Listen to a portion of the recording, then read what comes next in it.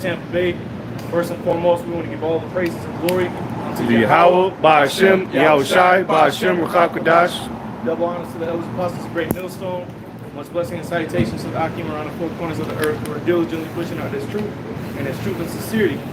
You know, so hey man, we're gonna get into it, man. We're gonna talk about Esau. All right. You got guys out here who don't want to talk about Esau, so we're gonna talk about Esau. All right. Because what we're starting to see is the judgment of the Lord being brought down upon the world, okay? And along with the judgment that the Lord is bringing to the world, it's primarily coming up to the 2/3 of Israel, the wicked of Israel, and their daddy Esau, man. Okay, so the judgment, as the Elder Yashwamba, I believe, said, man, they go hand in hand. All right, the people, Jacob getting judged. Okay, Jacob waking up and Esau getting judged all comes in hand. Why? Because it's all prophecy, man. So we're going to bring out the prophecies of Esau's downfall, man, because that's the times that we living in. Matter of fact, somebody started, he who now letteth will let until he be taken out of the way. Start off with that. Yeah, Malachi, you get it. It's the book of 2 Thessalonians, chapter 2.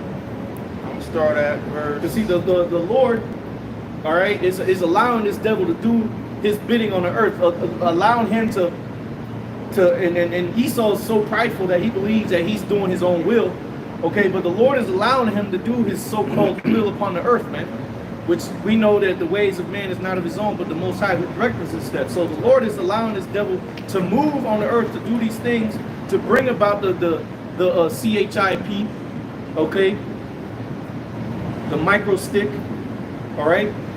The USB drive. Yeah, the USB That's what we should drive. start saying. Yeah. The Lord gave him the knowledge to bring about that technology. He gave him the technology and the knowledge to bring to create nuclear weapons. Okay? He gave him the technology to create the internet. So the Lord has allowed this devil to build these things all for what? For the coming in day of Yahweh Ba'Hashem Yahushai, man. Okay? So get that real quick. It's the book of 2 Thessalonians, chapter 2. I'm going to start at verse 5. And if you don't want to hear about Esau, man, then go ahead and click off the video. Don't watch this. We're gonna talk about the nigga E today, the so-called white man. So you know.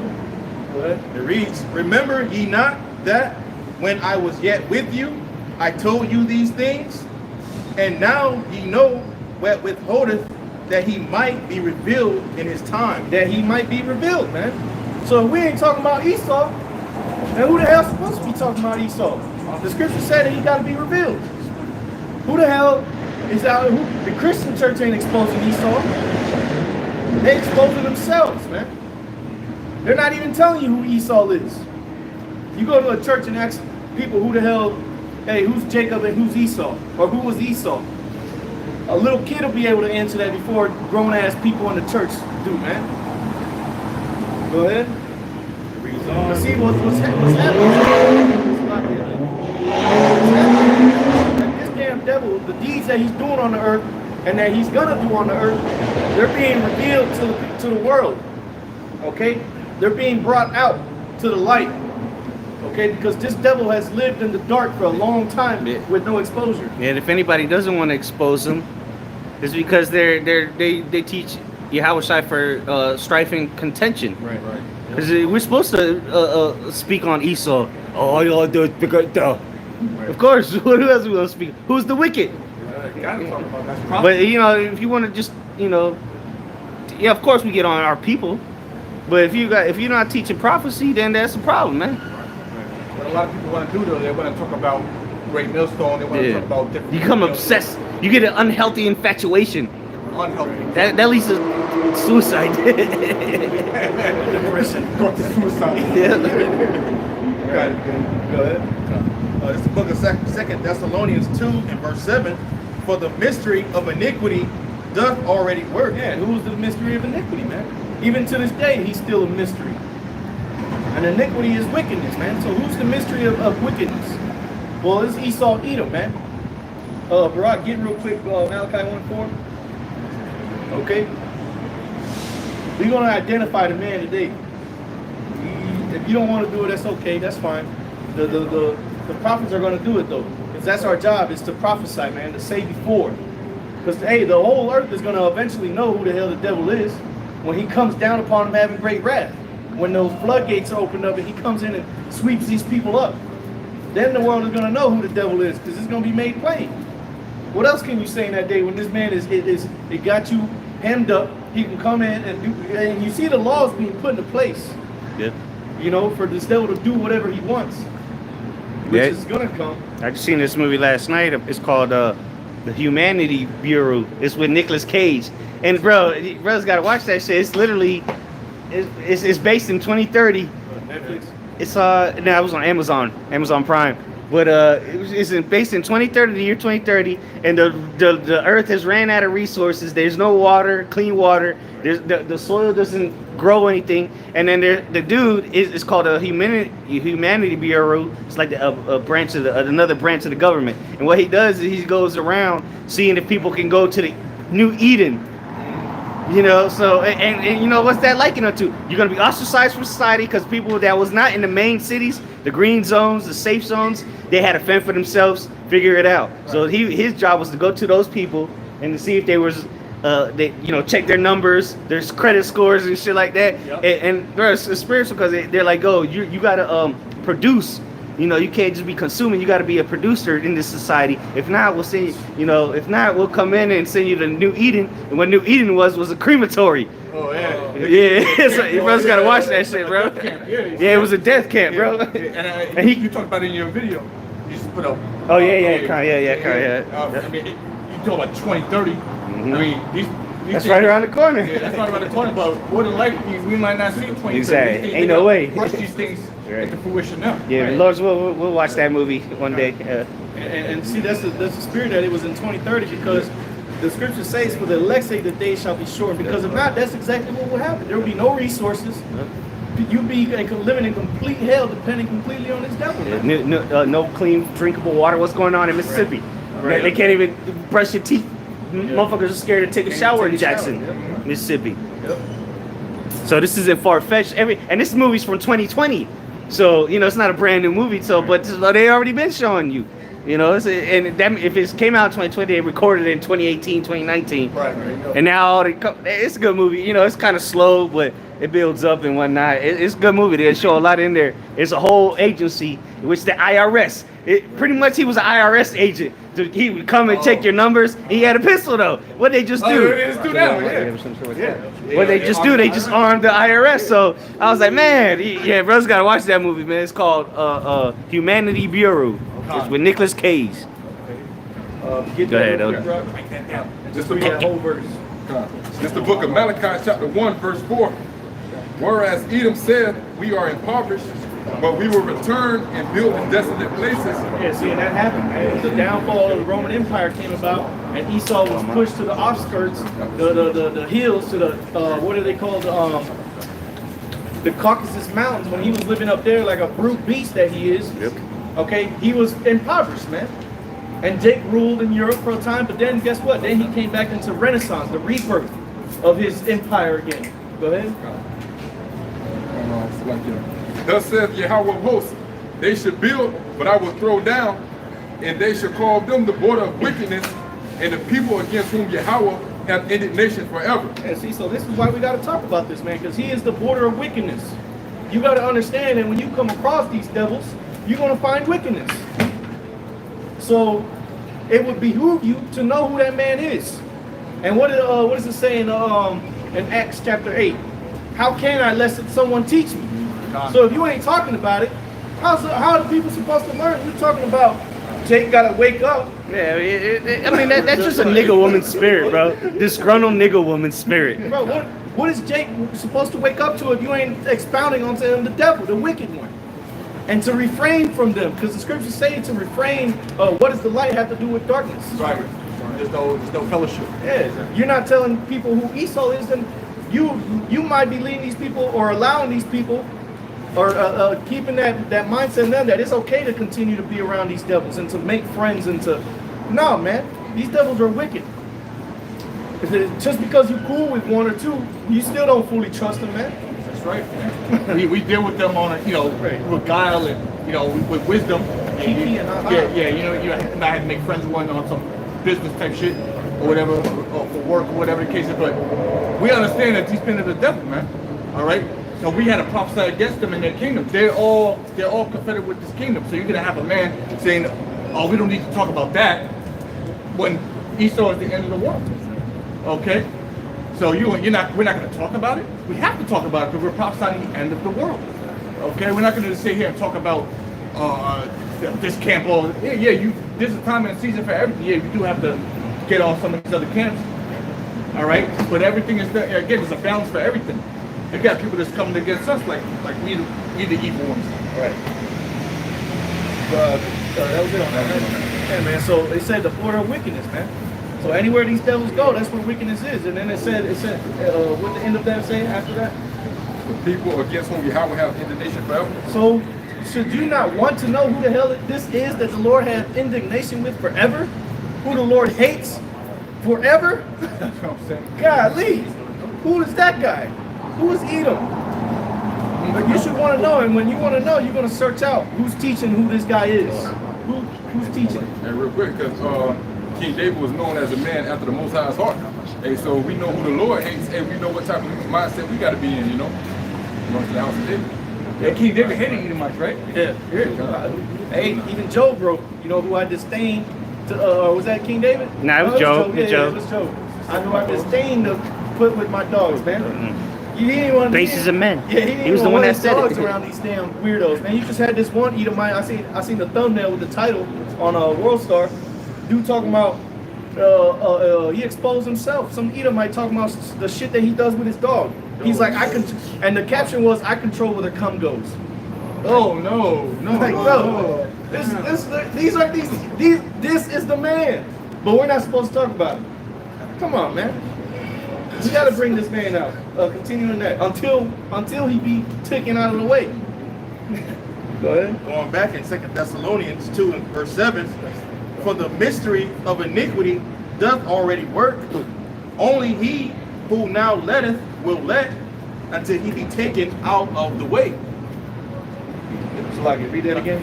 That's the book of 2 Thessalonians 2 and 7. For the mystery of iniquity doth already work. Yeah, that's the mystery of iniquity, man. The border of wickedness, Esau, Edom. Go ahead. Because at the end it said doth already work because they were in power when that precept was written down, man. The Roman Empire. Okay? Go ahead. Only he who now letteth will let. Yeah, that's the Most High. The Most High is allowing this devil to continue to rule. He allowed him to be wounded. He lost his power for a moment and then came back. And got let loose a little season to deceive the people of the world again. So now that the light is shining on the earth, because the men of the Lord have received the spirit of Yahweh Shem Shai, which is the light, okay, the word is exposing these people, man. Go ahead. Reads on, it says, until he be taken out of the way. Until he be taken out of the way, man. So the Most High is allowing this devil to reign until he be taken out of the way. And guess what? When he gets taken out of the way, that's prophecy, man, because it's prophesied that that day is coming. Throughout those scriptures, man, the downfall of Esau, Edom is prophesied to come, man. So there's a part of prophecy to talk about Esau, Edom, and his downfall, man. Okay? Which is what we're going to get into today. All right? That was it on that one? Okay. Con, you had some, Yeah, I got that 28. Con, yeah, hold that. You had a quick one? I heard somebody say something. Okay, Con, keep going then. Verse 8, and then shall the wicked be revealed, whom the Lord shall consume with the spirit of his mouth. Yeah, whom the Lord shall consume with the spirit of his what? His mouth, man. His prophets. The prophets are the what? The ones who the secrets have been revealed to. And the Lord said to go out onto the highways and the byways. Okay? And to warn my people. Which is what we're doing. And who are we warning them from? The Lord and the wicked. Whom the Lord is sending. Esau is going to be that flood that's going to come upon you, man. So come on, man. It don't make no sense. Some of these guys, man, when they hurt, man, they just start spewing madness, man. Yeah, just because. just because I don't like it. Got a problem with guys doing the opposite of what they say. When you follow with guys like that, man, the scripture say, blind lead the blind, both shall fall into the ditch. These men are leading you to your death. Okay? They're not leading you to salvation. They may tell you one, two good things, but the majority of the things they're saying is destroying your spirit. It's corrupting you. Yeah, and it's not like they're teaching false false prophecies. They're starting to change up the prophet, which that could be next. But what they're teaching is not the doctrine that they were taught. Right. That they're not continuing no longer in the things that they were taught in. So the things that we were taught, okay, through the spirit and power of Yahweh Shem Shai that was given unto our apostles and elders, was to come out and prophesy the downfall of Esau, Edom, which we always start off camps at. What we say, we're coming out here another week in, week out, to prophesy the downfall of Babylon the Great, America, okay, and to warn our people of what's to come. So again, it's hand in hand, man. You can't just talk about one and not forget about the other rest. Because what are you waking Jacob to? That they're Israelites? There's plenty of Jakes that know that they're Israelites, man. But they still out here walking in La La Land because they don't understand that the system that is set up, which was in place by Esau Edom, the devil himself, is made for them to fail. So they continue in that system. Okay? Ezekiel chapter 3 and verse 17, right to the point. Ezekiel 3 and 17, son of man, I have made thee a watchman unto the house of Israel, my mouth, and give them warning from me. Yeah, so you warning your people of what? An enemy that's approaching. Now we know the Lord is the one sending him, but that's still Esau Edom that's approaching, man. And he's taking steps day by day, man. You just had good old Brandon on TV the other day talking about these extremists, the MAGA guys. Come on, man, you got to be able to read between the lines with these devils, man. They talking about you Israelites out here, man. Y'all the main targets, man. Do you really see MAGA people out here doing what the men of the Lord are doing? No, man. Week in and week out. Now they doing their own shit. They got things going on, but that's not really the big objective behind Esau, man. Behind wanting to come down against anybody who comes up against the system. The main reason is to come down on you Israelites. Y'all the main target of Esau's MO, man. This is why he creates these certain factions to create some type of division and dissent, so that the people can be like, yeah, we got to take these guys out of the way. Well, but at the end of the day, a lot of these so-called MAGA guys, they're hardcore Christians, right? Right. So they believe in the Bible. Okay, well, we got to get rid of this Bible. All right, who's really preaching the Bible out here and putting their lives up on the line to preach the words of God, as it would say, as the world would say? The Israelites. Okay, so at the end of the day, as the brother is saying, yeah, it's really a coup to get rid of Jake, the Israelites. All right, to get rid of the truth from off the highways and hedges. So all these little things are put into place to ultimately bring in what we call the famine of the word. Right. That was something that Biden said in that speech, man. It's like these guys hate the truth, and they live in lies. But it's completely it's words like that. Whenever you hear the word truth, you already know what they're talking about, man. They talking about the men who out here talking about they got the 100% truth. They coming after those that are calling themselves preaching the truth, man, of the Bible. But see, you got to know who this man is, man. That's the wicked one that we spoke of in 2 Thessalonians, man. All right? Or Quan, that was it? Yeah, that was it. Or continue on that? Or you had something? Yeah, just to back up. I got to make what the brother Paul was going to say. All right, this is the book of 2nd Ezra, chapter 15. Hey, you want to get on camera? The book of 2nd Ezra, chapter 15, verse 1. Behold, speak thou in the ears of my people the words of prophecy, which I will put in thy mouth, saith the Lord. And that's exactly what do I say something? No, I'm saying that's exactly what we all had to do, man. Speak the prophecy. Like what the brother wanted to about Esau Edom being revealed, that's a prophecy. You know, because hey, our people don't know who the wicked is. They tell you in the book of Revelation that the devil is going to come down with great wrath. So this is what we got to do. We got to prophesy to our people. warn the people.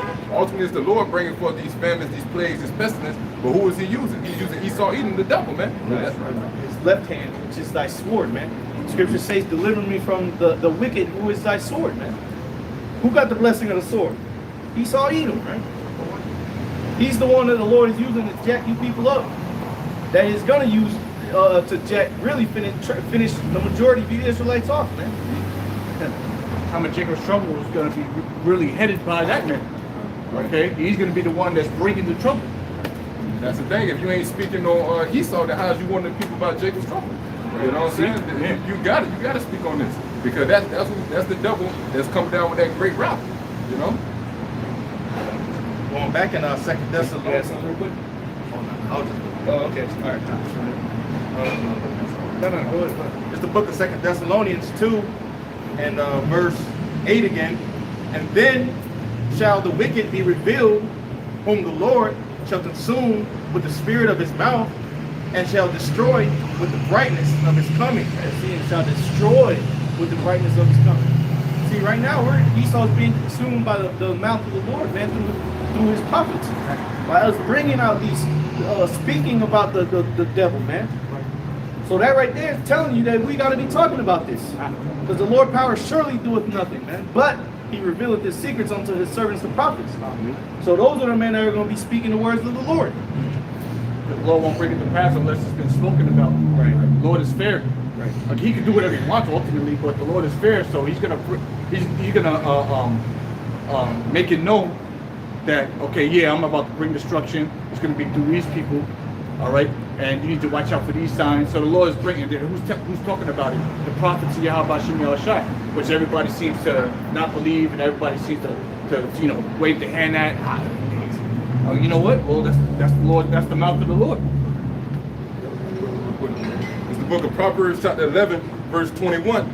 Though hand join in hand, the wicked should not be unpunished,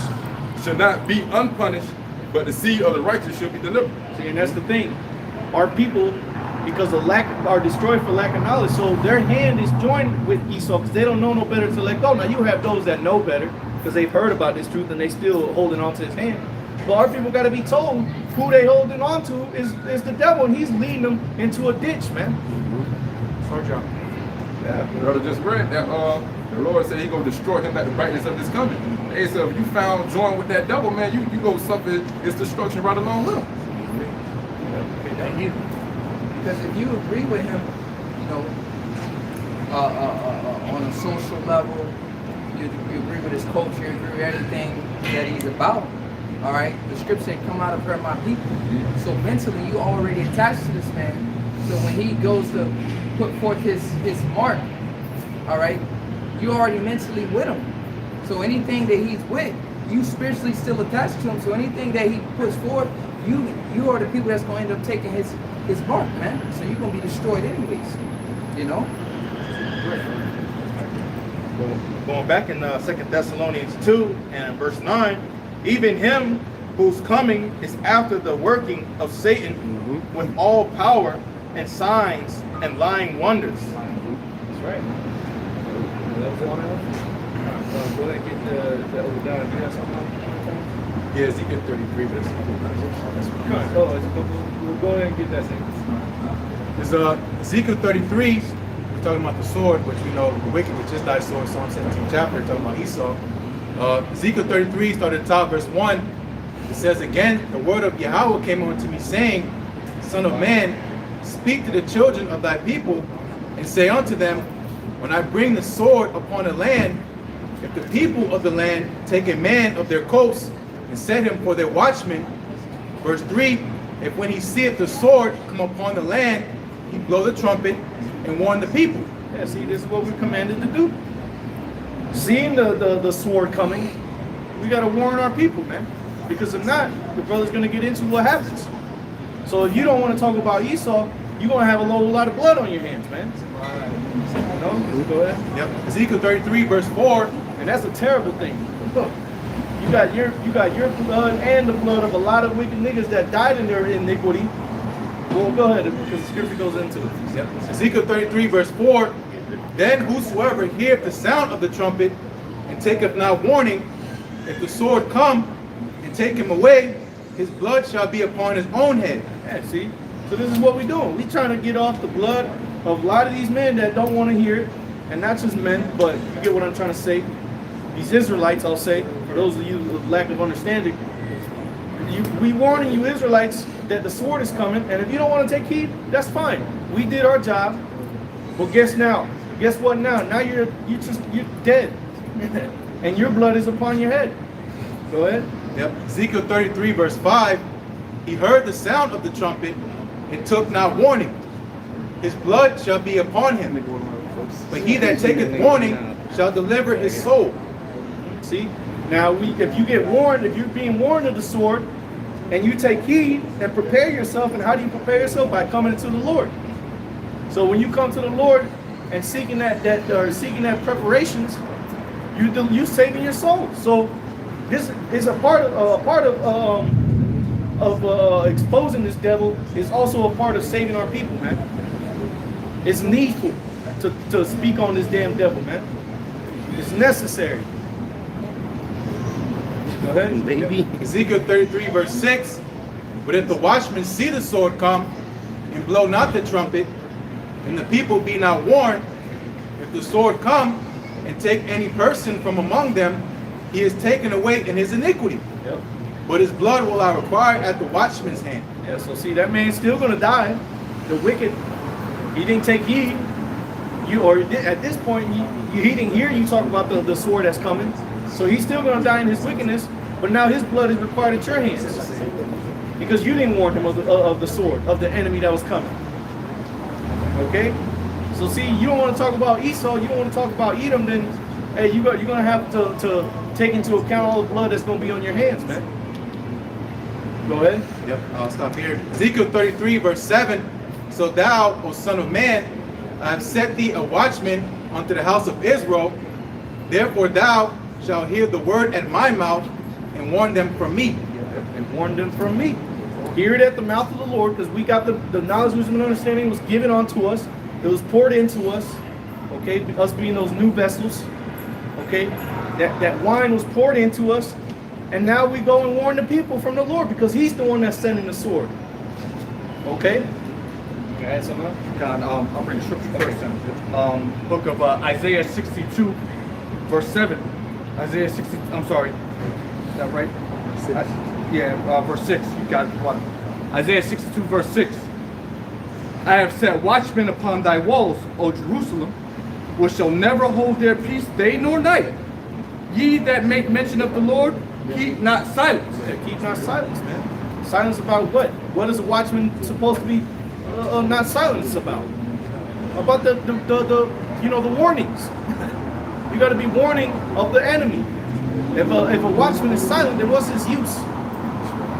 You are better than a dead lion, man. Okay, at least like the scripture says, a living dog is better than a dead lion. Okay, the dog is still gonna bark.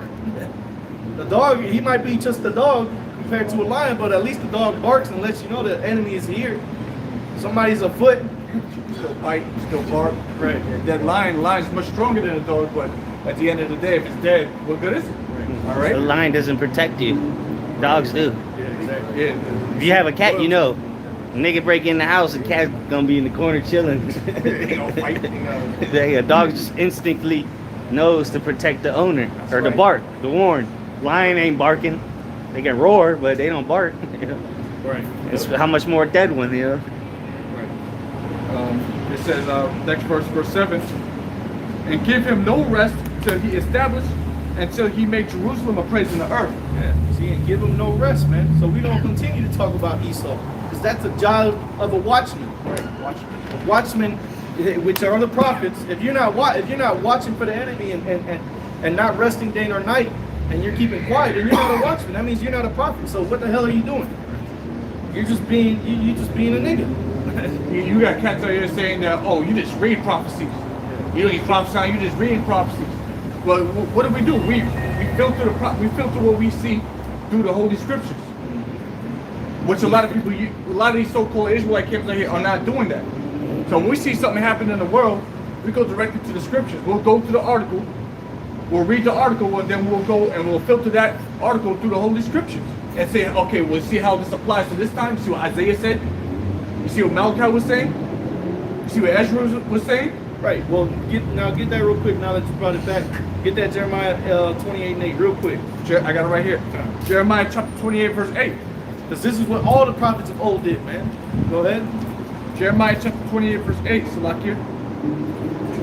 The prophets that have been before me and before thee of old prophesied both against many countries and against great kingdoms. Yeah, this is the kingdom of Esau, man, that we living under. Okay, it's disguised as the beast. Okay, that's his official title in the system. But who's running it? It's Esau Edom. This is Esau's kingdom right now. This ain't the kingdom of Israel that we living in, man. So we prophesied against the kingdom of Esau, just like the prophets of old. Go ahead. If I can make a point real quick too, when Yahushua came on the scene, right? We read Isaiah, where you can read account in Luke 4:17. He came to heal the brokenhearted, and he said, "This day is this fulfilled." But one had already written down. Right. You know what I'm saying? Right. A lot of things Yahushua did, it was already written down, right? From the prophets of old. You know what I'm saying? Yeah, just read. Did he actually say that? No, the prophet Isaiah said it. Moses prophesied of him. He just fulfilled the things. It was prophesied that we would come out here in a lot of times to do this. So if you're saying it about us, you would have to say that about the Lord. Exactly. Yeah. You know? Now Yahushua is the word, but it's not the word in us. Yeah. So, That didn't even make sense. That y'all just read prophecy. What are we supposed to? What else are we supposed to do? Shit. the Lord ain't talking to nobody down here like that, man. The Lord ain't talking to you. You know, Exactly. The spirit of Yahushua is prophecy, man. That's right. Con. And we speak prophecy. We update the prophecy, so to say, because now we can show you where it's happening. Yep. Real quick, let me get this real quick. And by update, the brother is meaning updating, bringing out the info. Yeah, exactly. That's coming Exactly. out. Not changing anything. Update it to modern terms, because the prophets of old wrote it down in old terms. Well, we can give it to you in new speaks, as the apostles be going into. Okay, let me get this in First Chronicles. It says First Chronicles, or it's like a Second Chronicles 36:12. It says, and he did that which was evil in the sight of Yahweh his power, talking about Zedekiah, Yes. and humbled not himself before Jeremiah the prophet, speaking from the mouth of the Lord. There you go.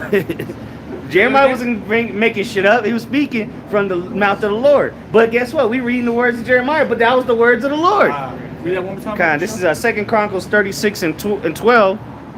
It says, well, I'll start at 11. It says, Zedekiah was 21 years old when he began to reign, and reigned 11 years in Jerusalem. And he did that which was evil in the sight of Yahweh his power, and humbled not himself before Jeremiah. So he was the king. And it said he didn't humble himself amongst this young man Jeremiah, right? Before Jeremiah the prophet, speaking from the mouth of the Lord. So hey, Zedekiah didn't want to humble himself to the prophets, or to this particular prophet, as the scripture said, that was speaking from the mouth of the Lord. And real quick, before we read on, the prophet is the highest office that can be granted to any man on the earth. Man. Yep. Go ahead.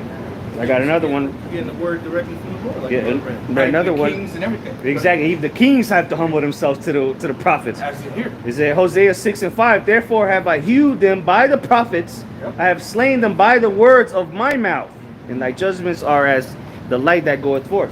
Prophet. See? So this is what we got to be doing out here, man. Warning our people. Letting these people know that what we're talking about is prophecies, that this devil's coming, man. If you're not talking about that, or if you're not talking about prophecies in general, then what are you doing, man? No, now we do exhortations, okay, but at the same time we mix it in. That's still the with mouth of the prophecy. Lord. Right. You know? Our main job is to do prophecies. We're gonna exhort. We still do exhortation videos. We still do correction videos. We still do rebukes. We do all those. But we things. don't become obsessive with it. You know, like we just Our main job as watchmen, as prophets, is to prophesy. Yes. Now you have other duties as well, which we do those things. We're supposed to exhort and rebuke and teach, and But our main job is prophets, man. Yeah, it's like we can admonish you once or twice, and then we're moving on. We're not gonna make our whole ministry about you. That's not healthy. That's not even biblical. All two of you. Yeah, all two of you. Yeah, the house of David. All two of you. It's 1 Corinthians 14:1. Follow after charity and desire spiritual gifts, but rather that ye may prophesy. See, so above all, but rather that ye prophesy, man. Read the first part again. 1 Corinthians 14:1. Follow after charity and desire spiritual gifts. Desire spiritual gifts. So the most gift that you're supposed to desire is the gift of prophecy, man. Because anybody can just read the scriptures as these guys are saying that we just doing, but it's a different thing to break it down. That's another story, man, which is what the prophets do. The prophets would do what? They would get the vision from the Lord, and they would break it down to the people so that they could get it, because the Lord doesn't deal with these other people in the way he deals with his men. We're in the vision, as it says in Habakkuk 2, make it plain upon tables that he that readeth may run. But it said to write it plain upon tables, man, to be easily understood. So we give the prophecies that are written down already, because now the Lord ain't dealing with us where he's giving us the visions, and sometimes brothers still do get visions. Brothers that have dreams of some things that they see in the visions, and it's biblical events happening in the dreams, and brothers go do a video and break it down. Use the words of the Lord with the scriptures to break it down. And in some cases, either those events have happened in the brother's dream, or they are gonna happen, man. Or they've already been prophesied. It's the same. It's the same prophecy. Right. Just you got the Lord gave you that, just like Daniel and John, which they could have been the same person through the Spirit, but it was the same prophecy, just different ways of seeing it in the visions. So you get a vision, and then you go back to the scriptures and break it down. It's because it's the same vision. You know, it's the same prophecy. That's why you're able to break it down through the scriptures. You got this man seeing nuclear missiles, this brother seeing nuclear missiles, this prophet seeing nuclear missiles. And they saw arrows in their visions. Right, arrows. Or stars, or whatever the case may be, or an actual beast. Yeah. With 7 heads. But now we can update it to They you. didn't have to You know, back then. They exactly. They just making it plain upon It paper. was for the let's say Habakkuk. It was for the vision just for the point time. exactly. In the end, At the end it shall speak. At the end you will be able to understand it. Right. You know. Like John, he didn't say RFID. Right. Right, exactly. So what we have to prophesy what that mark was talking about in these times. You know what I mean? Plain now. Mark, you had something real quick? Yeah, I was trying to find in Revelation where the Lord told, he was talking about John the Revelator. I'll start at verse 10. Yeah, I'll start at verse 10. Revelation 10 and verse 10, it says, and I took the little book out of the angel's hand and ate it up. Yeah, this is the little book, the scriptures, man. And ate it up, meaning we ingested it. We ingested these words. Okay, we broke it down because your body, once it ingests the food, it starts to break it down and it absorbs what it needs to, and that's what we do with the word, man. We break it down and absorb it. Yeah, and it's that little book compared because there's you go according to this world, there's libraries full of books. All we need is that little book, man. You can give a damn about them libraries of Congress and those local libraries. That's all. Yeah, you might get some good information, but that's not pertaining to salvation. Only if it backs up this. Yep. Revelation 10 and verse 10, and I took the little book out of the angel's hand and ate it up, and it was in my mouth, sweet as honey, and as soon as I had eaten it up, my belly was bitter. And the point of verse 11 Yeah, is that's this word, man. That's the knowledge. It is sweet in your mouth. You learn about these things. You learn that how we gonna be on top. You learn about Esau and how he gonna be brought down, and it's sweet. But hell yeah. We gonna get our foot on the necks of these heathens, man. The top of your lungs. But then it becomes bitter, because then you got to deal with what comes after that, which is the temptations, the troubles, the persecutions falsely for my name's sake. Okay. Quick one, just to go with what you just said. Psalms 116. Psalms 116 and verse 10. I believe, therefore have I spoken, and like you said, what come after that is, I was greatly afflicted. There you go. You believe, therefore he said what? Therefore have I spoken? Psalms 116 and verse 10. I believe, Therefore have I spoken. The Okay, you scriptures- go out, you do your videos, right? You start bringing the prophecies out that you read about in the scriptures that you're now getting understanding, and you warn others. Yeah. But then comes the after. Yeah. I was greatly afflicted. Yeah. Then those afflictions start to come. To see, so and it's not so much afflictions, but so more of wisdom trying you by her ways, man. What's it say in Sirach? Come to serve the Lord, prepare that soul for temptation. So we will catch on temptation. First you believe, then you do the work, and then you're going to get afflicted. Right. In that order right there. And the brother's reading here. Yeah, read that one. Yep. Revelation chapter 10 and verse 11, it says, "And he said unto me, Thou shalt prophesy again before many peoples and nations and tongues and kings." Yeah, again, so John the Revelator, okay, the third in Son command of of all Zebedee. Israel, is what? He's doing the same thing that he was doing back then. Okay? Prophesying. All right? And so are the rest of the men of the Lord.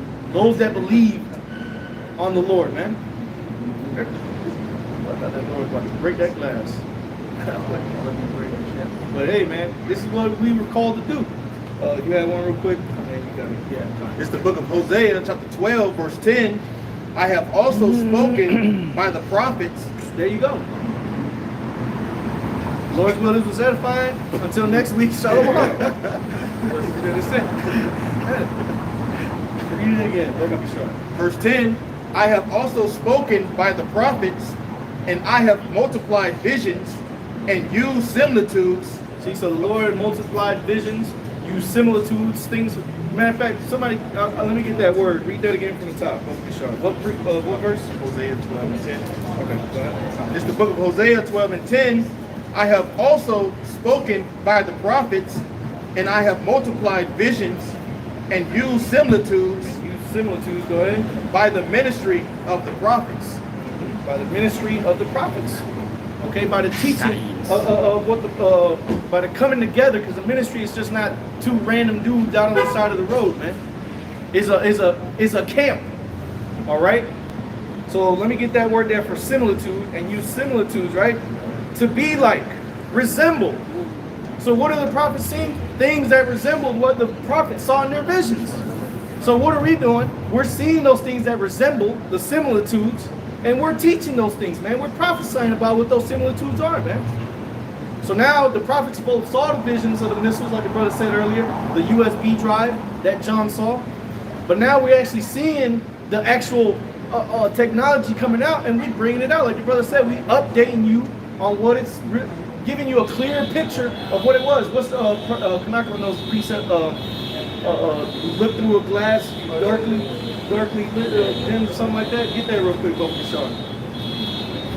Yeah, here it is that they've updated the Bible 100,000 times to make it plain English, but we can't update the prophecies to make it more understandable.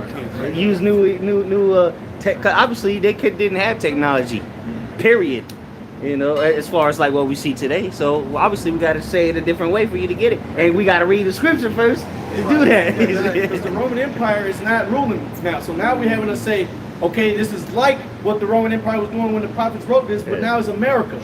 See, this is what the Lord did, is made similar situations so that the prophets in those times would prophesy about the same thing using the modern things that were happening, right? They didn't have America during Rome. Right. I'm gonna start at 9. The point is at 12. 1 Corinthians 13 and 9. 1 Corinthians 13 and 9. It says, "For we know in part, and we prophesy in part." We know in part and we prophesy in part, because there's certain things that we have an understanding of what it's talking about, but it's not clearly seen yet. So we know in part and we prophesy in part. Okay, go ahead. "But when that which is perfect is come." Because what now? Those similitudes start. Those things that were happening back then are start to happen now. Okay. I see when the Crown Vic came out. Then we started to see. Now we see how Esau's going to bring out that USB drive. Now it's becoming clearer. Right. Of what this devil is going to do. Right, real quick, because in like 2016, we can only speculate how it's going to come out. We and a lot of us was right. We said, "Oh, it's probably going to be some sort of pandemic," you know, and it ended up being that. Okay. Hey, prophesied, right? Yeah, prophesied. But what we always stuck to is the buying and selling, that it was the chip, man. How it was going to be forwarded, we didn't know. We prophesied it. The scripture didn't tell you specifically. Right. It just tells you that he causes all small grades. Right. Now we understand how he's pushing that causes and all, you know. It's clear. It's plain. They see now. Yeah. Back in 1 Corinthians 13 and 10, but when that which is perfect is come, Match maybe. all right, Yeah. All right, I got read it again, brother. it says, Finish the verse off 1 Corinthians 13 and 10, but when that which is perfect is come, then that which is in part shall be done away. Yeah, see, the things that we clearly don't see yet, but we're prophesying about it, then it's going to be clearly seen, and the prophecy will have been perfected. It will have been finished. Yeah, the word perfect in the etymology line, it goes into flawless, ideal, also complete, full, finished, lacking in no way. Yeah, lacking in no way, man. You see, because right now we prophesy about Revelation 13, 16 on down, but it's still not fully clear of Esau actually doing it. Okay? Yeah, like what event's gonna lead to Right, that? exactly. We don't know. There's many We just know it's different coming. scenarios Yeah. that brothers can prophesy about, but that doesn't mean that they're not prophesying. But so that's the point. That's why we gotta read the prophecy Exactly. over and over if we have to. Stick Shit. to the script. Yep. Okay? We just regurgitating what we were doing back in those days, man, because we were the prophets of old, man. It's like knowing the plot of the movie. You know the plot, the main key points, but you don't know. You have to watch the movie to find out how exactly those plots come about. Okay, right. You know, you watch the trailer, but you don't know how. Oh shit, that was a crazy ass scene, but you don't know what's gonna lead up to that. Or you You gotta watch the movie. Or you get a book, you read the back of the book. Yeah, exactly. And you're like, okay, it's basically what the book is about. But in order for you to get the understanding of it, you have to read the book and go through actual scene by scene and page chapter by chapter. And that's what we're doing through our everyday lives in order to understand prophecy. Yeah, living it. Real quick, then I'm going to go back to Corinthians because you got to get one you want. 2 Ezra 4 and 37, it says, by measure hath he measured the times, and by number hath he numbered the times. And he does not move, no stir them, until the said measure be fulfilled. Right, yeah. Seven That's the can't parts, you know. 7 can't come until you go through 6. You can't go 1, 2, 7, 4, 3. No, man, it got to be in order. Okay, like the brother read, man, it's been numbered in a set order, man. Go ahead. Yep. It says, verse 11, it says, when I was a child, I spake as a child, I understood as a child, I thought as a child. That's why. You know, that's like the brother said, that's the stages. 1, 2, 3, 4, 5, 6, 7. Right. You work your way up to being an adult and eventually elder. You know? It says, when I was a child, I spake as a child, I understood as a child, I thought as a child, but when I became a man, I put away childish things. So he gave you a carnal example right after he was speaking about basically when the part should be fulfilled. You know what I'm saying? It says, verse 12, this is one you wanted, brother. It says, for now we see through a glass darkly.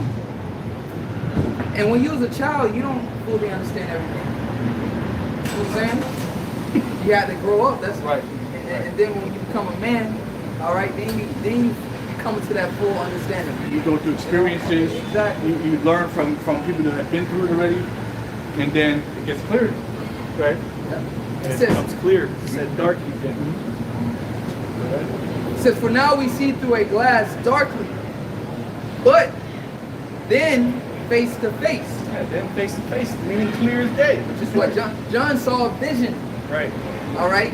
And you can say that was darkly because he didn't know No it. understanding. Exactly, he had no understanding of it. Now we here seeing it face to face.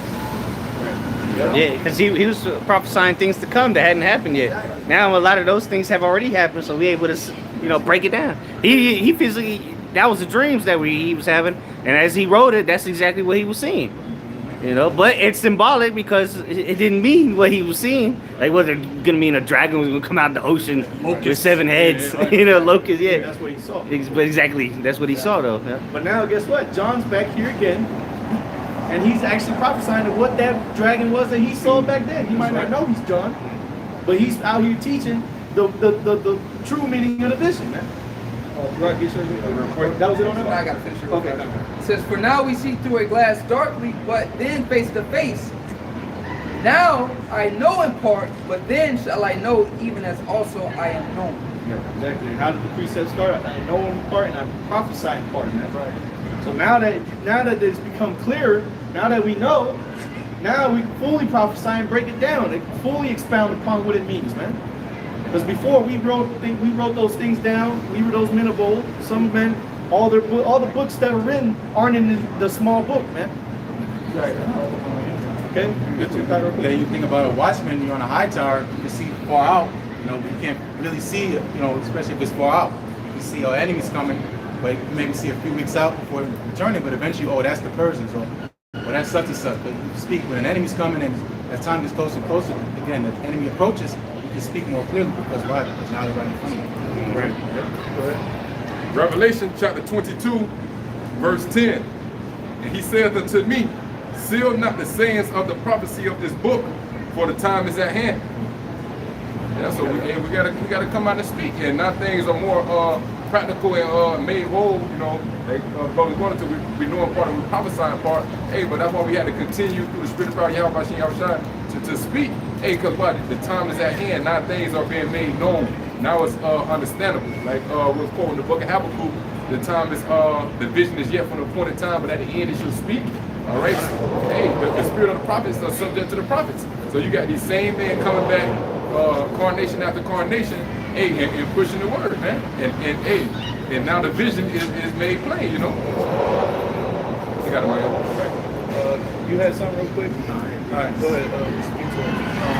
Yeah, I can do this. Revelation chapter 1, verse 3. It says, "Blessed is he that readeth." Yeah, hey, blessed is he that reads, man, because that's what you first got to do. You got to read the word and then go out and prophesy. Man. You see? You don't just read the word and then that's it. You just sit on it, man. You can't sit on your talents. If you're one of those guys, what's the Lord going to say to you, man? You wicked and slothful servant. You knew that I was an austere man, and you didn't give me what was mine with usury. Meaning you didn't build upon it. You didn't bring back more fruit than what I gave you. See, this is why we come out here, man. Prophesying so that we can bring more fruit back to the Lord, man. Go ahead. Revelation chapter 1, verse 3. "Blessed is he that readeth, and they that hear the words of this prophecy, and keep those things which are written therein, for the time is at hand." Yeah, the time is at hand. The time when the scriptures talk about, I think it's 2nd Ezra chapter 9. I may be wrong, but it goes beginnings and signs and wonders, and endings and signs and effects, man. The signs and effects of what? The visions that were shown in the beginning, man. That were shown before time. Well, I think like chapter 9. Chapter 9, okay. Oh, you got it? All right, this brother got it. Go ahead. Let me get straight to the point. Yeah, straight to the point. It's the book of 2nd Ezra, chapter 9, verse 6. Even so, the times also of the highest have plain beginnings and wonder and powerful works and beginnings and wonders and powerful works. The powerful works, so visions were a part of the powerful works, man. The Lord coming down onto Mount Sinai and speaking with Moses, man. That's a powerful work. People seeing the Lord coming down, burned the whole mountain because the presence of the Lord was there, man. That was a powerful work, man. And what did the Lord do? He expounded onto Moses everything that was written, and he showed him the beginnings. Those were powerful works. Jeremiah being given visions, the prophecies, all the prophets told the things that were done unto them. Those were powerful works of the Lord, man. Go ahead. Going back in verse 6. Even so, the times also of the highest have plain beginnings and wonder and powerful works and endings and effects and signs. And endings and effects and signs. Effects of what? The effects of the visions that were foretold, man. The signs in the heavens, man. the signs of the visions taking place. Because, you know, what like we was reading, the scriptures say precept upon precept, here a little, there a little, man. So things got to come in order. So those are the signs. Okay, we see the uproars of the people. So we understand that the Lord, A, is going to come back soon, and 2, Esau, Edom is going to be taken out of the way. That's right. Because it was prophesied these things would be happening in the end, man. It was prophesied that before Esau was taken down, these plagues, famines, sedition amongst men. Who the hell are the people going to be uprising against, man? The man in power, Esau, Edom. So we got to tell you who the hell the man is in charge, because people are going to be rebelling against it, man. That was it on that one. Ezekiel chapter 35 and 1.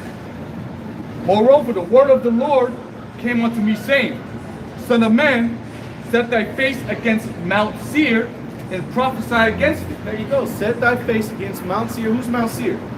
And don't tell me that's talking about in the back and that was talking about in those times. No, man. They did that back then, and guess what? We're doing it now against Mount Seir. The government of Esau, the power, the ruling class society, man. Because we ain't prophesying against these low-level Edomites, man. They're going to get it too. They're a part of the prophecy, but the main ones are the leaders, the ones in power. Okay? Go ahead. Verse 3 rather. And say unto it, Mount Seir that is, Thus saith the Lord power, Behold, O Mount Seir, I am against thee, and I will stretch out mine hand against thee, and I will make thee most desolate. And so we prophesying against Edom. We tell them that the Lord is against them. God hate you. Go ahead. Read that again, what was from? Verse 3, this is the book of Ezekiel chapter 35, verse 3. And say unto it, Thus saith the Lord Yahweh, Behold, O Mount Seir, I am against thee, and I will stretch out my hand against thee, and I will make thee most desolate. Yeah, see, the Lord has Esau on his left hand, but he's about to stretch the right hand to smite him, man. Wow. Hey, you go into the word seer, the root word is, well, one of the root words is shayar, and it says hairy, you know, he-goat. And check this out, it says satire, or satyr, whatever. It says, may refer to a demon-possessed goat, like the swine of Gadara. What is that? What you think of when Baphomet? Right. A demon-possessed goat. You know, that's who pushes that out? That's Esau shit, man. And that he-goat was also in Daniel's 8. Alexander. Yeah. Demon-possessed goat. Hey, because hey, he's the physical counterpart of Satan, man. So he got those demons that are plaguing him, giving him the plague of the mind to think that he's gonna get away with the judgments that he has upon the earth, man. But this devil ain't getting away, man. Shit, he getting the curses now. Deuteronomy 30 and 7. And we're gonna talk about it, man. Whenever we see Esau down and out, we're gonna record it and we're gonna do a video and prophesy against that man. Yeah, see, look, I looked up that word. This is pronounced Satyr. It's because it said Satyr may refer to a demon-possessed goat, like the swine. You ever watch that movie Pan's Labyrinth? That's what it is. It's a Baphomet. And then I looked it up. It says in Greek art it says one of a class of lustful, drunken woodland gods. In Greek art, they were represented as a man with horse's ears and tail, but in Roman representations, as a man with goat's ears, tail, legs, and horns. Satire, but so there you go, man. That's Baphomet. Shit. Literally, that's what Baphomet is. Esau, Edom. Yep. Esau loves Baphomet, man. Verse 4, Ezekiel 35, verse 4. I will lay thy cities waste, and thou shalt be... Whose cities? Esau, man. What the brother read in Malachi 1, they shall build, but I shall break down, throw down, man. So if it named Esau, this is the precept to that, man. Well, someone get where Esau, Mount Seir is Edom. Where Genesis? Yeah. Just to make that point. Somebody gonna talk shit. Who's still talking about that? Yeah. Talking about the man Esau. It's the book of Genesis, chapter 36, verse 8. Thus dwelt Esau in Mount Seir. Esau is Edom. And these are the generations of Esau. Well, in Mount Seir, man. And then, guess what? America is that Mount Seir. The West, I'll say.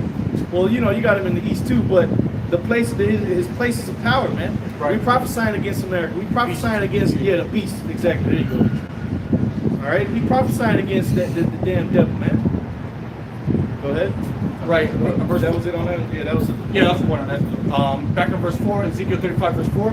I will lay thy cities waste, and thou shalt be desolate, and thou shalt know that I am the Lord. And you're gonna know. And how are they gonna know? Because they were told. And they were told, and they're gonna be like, damn, the Lord did prophesy to me. Because those guys, they told us that we were gonna fall, and now look at us. And you're gonna lift up your head and cry to the Lord and say, "Hast thou but a blessing for me, Father?" Yeah. But this time you're gonna say no, because I gave it to you, and you had it. You had the fatness of the earth and everything, and the dew of heaven. Okay, you had the rains on the earth, but now you're getting ready to go through your curses, Esau. Okay, go ahead. Verse 5, Ezekiel 35, verse 5.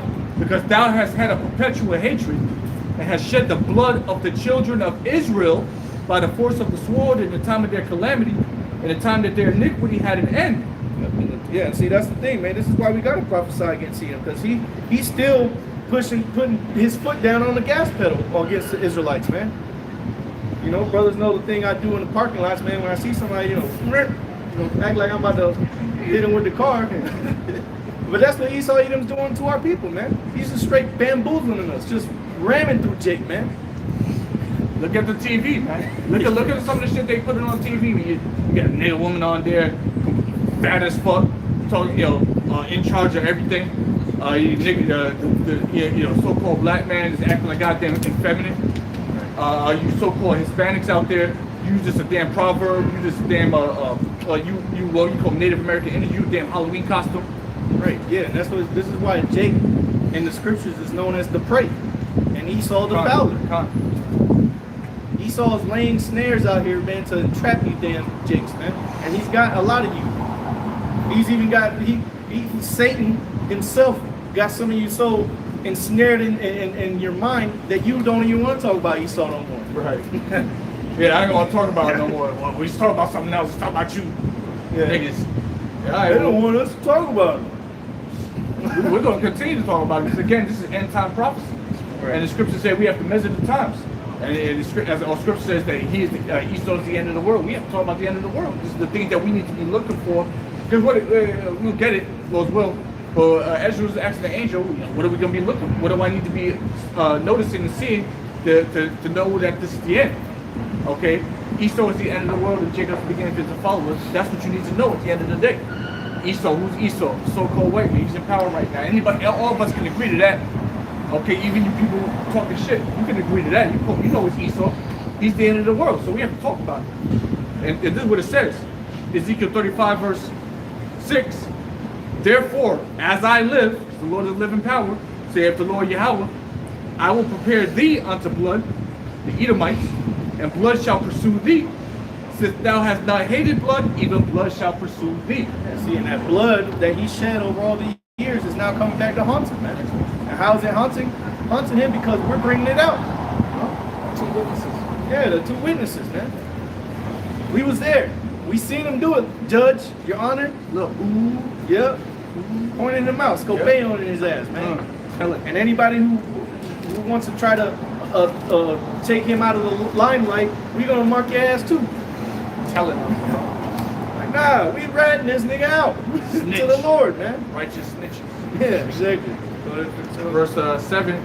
Thus will I make Mount Seir most desolate and cut off Most desolate, man. shit. The other nation's gonna be made desolate too, but Esau's gonna be made most desolate. God Damn. Thus will I make Mount Seir most desolate and cut off from him that passes out and him that returneth. Yeah, see, and America's gonna be completely destroyed off the face of the earth, man. Ain't nobody gonna be coming here unless you want to be reminded of what happens when you go off. When you wicked. Go ahead. And I will fill his mountains with the slain men, and thy hills. And this is prophecies, man. Straight up. And don't come with that vocab spirit of, oh, that already happened. When? What day? Yeah. Go ahead. And I will fill his mountains, his governments, with the slain men, and his hills we look at the smaller governments too. And thy hills, His countries, the nations. and in thy valleys, Yep. and in all thy rivers shall they fall that are slain with the sword, and I will make thee perpetual desolations. Everybody gonna look at you and be like, man, this dude through. In the kingdom of heaven, I mean. All Esau gonna be a dusty ass nigga like he is already out here the lower level Edomites that we see out here, man. That's how all Edomites are gonna be in the kingdom of heaven. We went by that one lady today. It's completely through, talking to herself. Pants look like they were filled up with something that you don't want to know what's in there. filled up with diapers. Yeah, that's what it looked like. She had a diaper on. Disgusting. Go ahead. It says, I will make thee a perpetual desolation. I will make thee perpetual desolations, and thy cities shall not return, and ye shall know that I am the Lord. Hey, you're gonna know it, man, because you ain't gonna be able to build up. And first and foremost, you're gonna remember the words that the prophets were saying. He told you that you persecuted, that you try to cancel, man. The reason why you put the restrictions on the internet, the reason why you're gonna do that, Esau, and here goes prophecy for you jackasses. The reason why the internet is gonna go down is because Esau Edom is gonna be fed up with the words that are exposing him. Okay? How else is the famine of the word gonna come? If the men of the Lord ain't exposing Esau. And we exposing him to the point where he's willing to cancel the internet. Not literally cancel it, but you're gonna have to be plugged into the system. He has to change the rules now. Right. You can't. That all these guidelines are because YouTube used to be a free platform. You can do whatever you want. Now we know it's because of what the prophets are doing. It ain't because of anything else. Now you can't say this, you can't say that. You start saying something like that. Oh, you gotta get a strike. One end of the strike, and a second strike. Oh, it's terminate the whole channel. Then you make another one, and you keep doing the same. You can't talk about this, that, or the third. You can't say nothing now. You can't talk about this faction of people.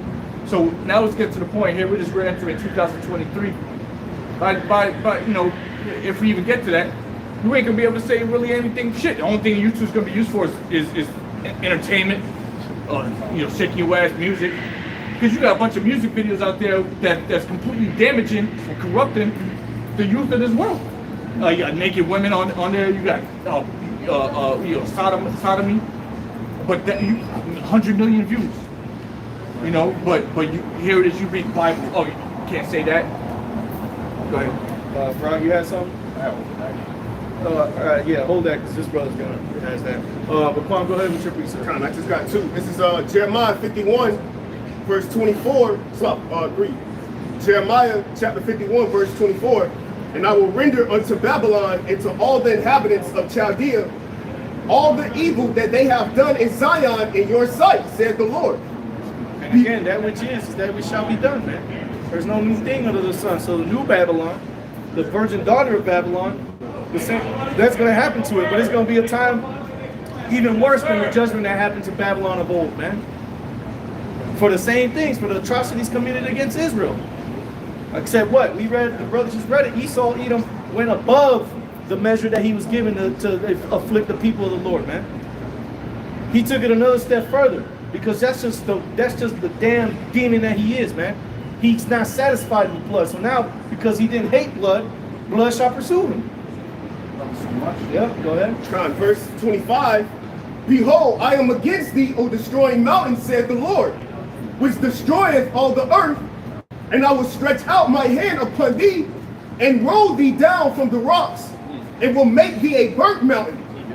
Like Jezebel, man, thrown out the window.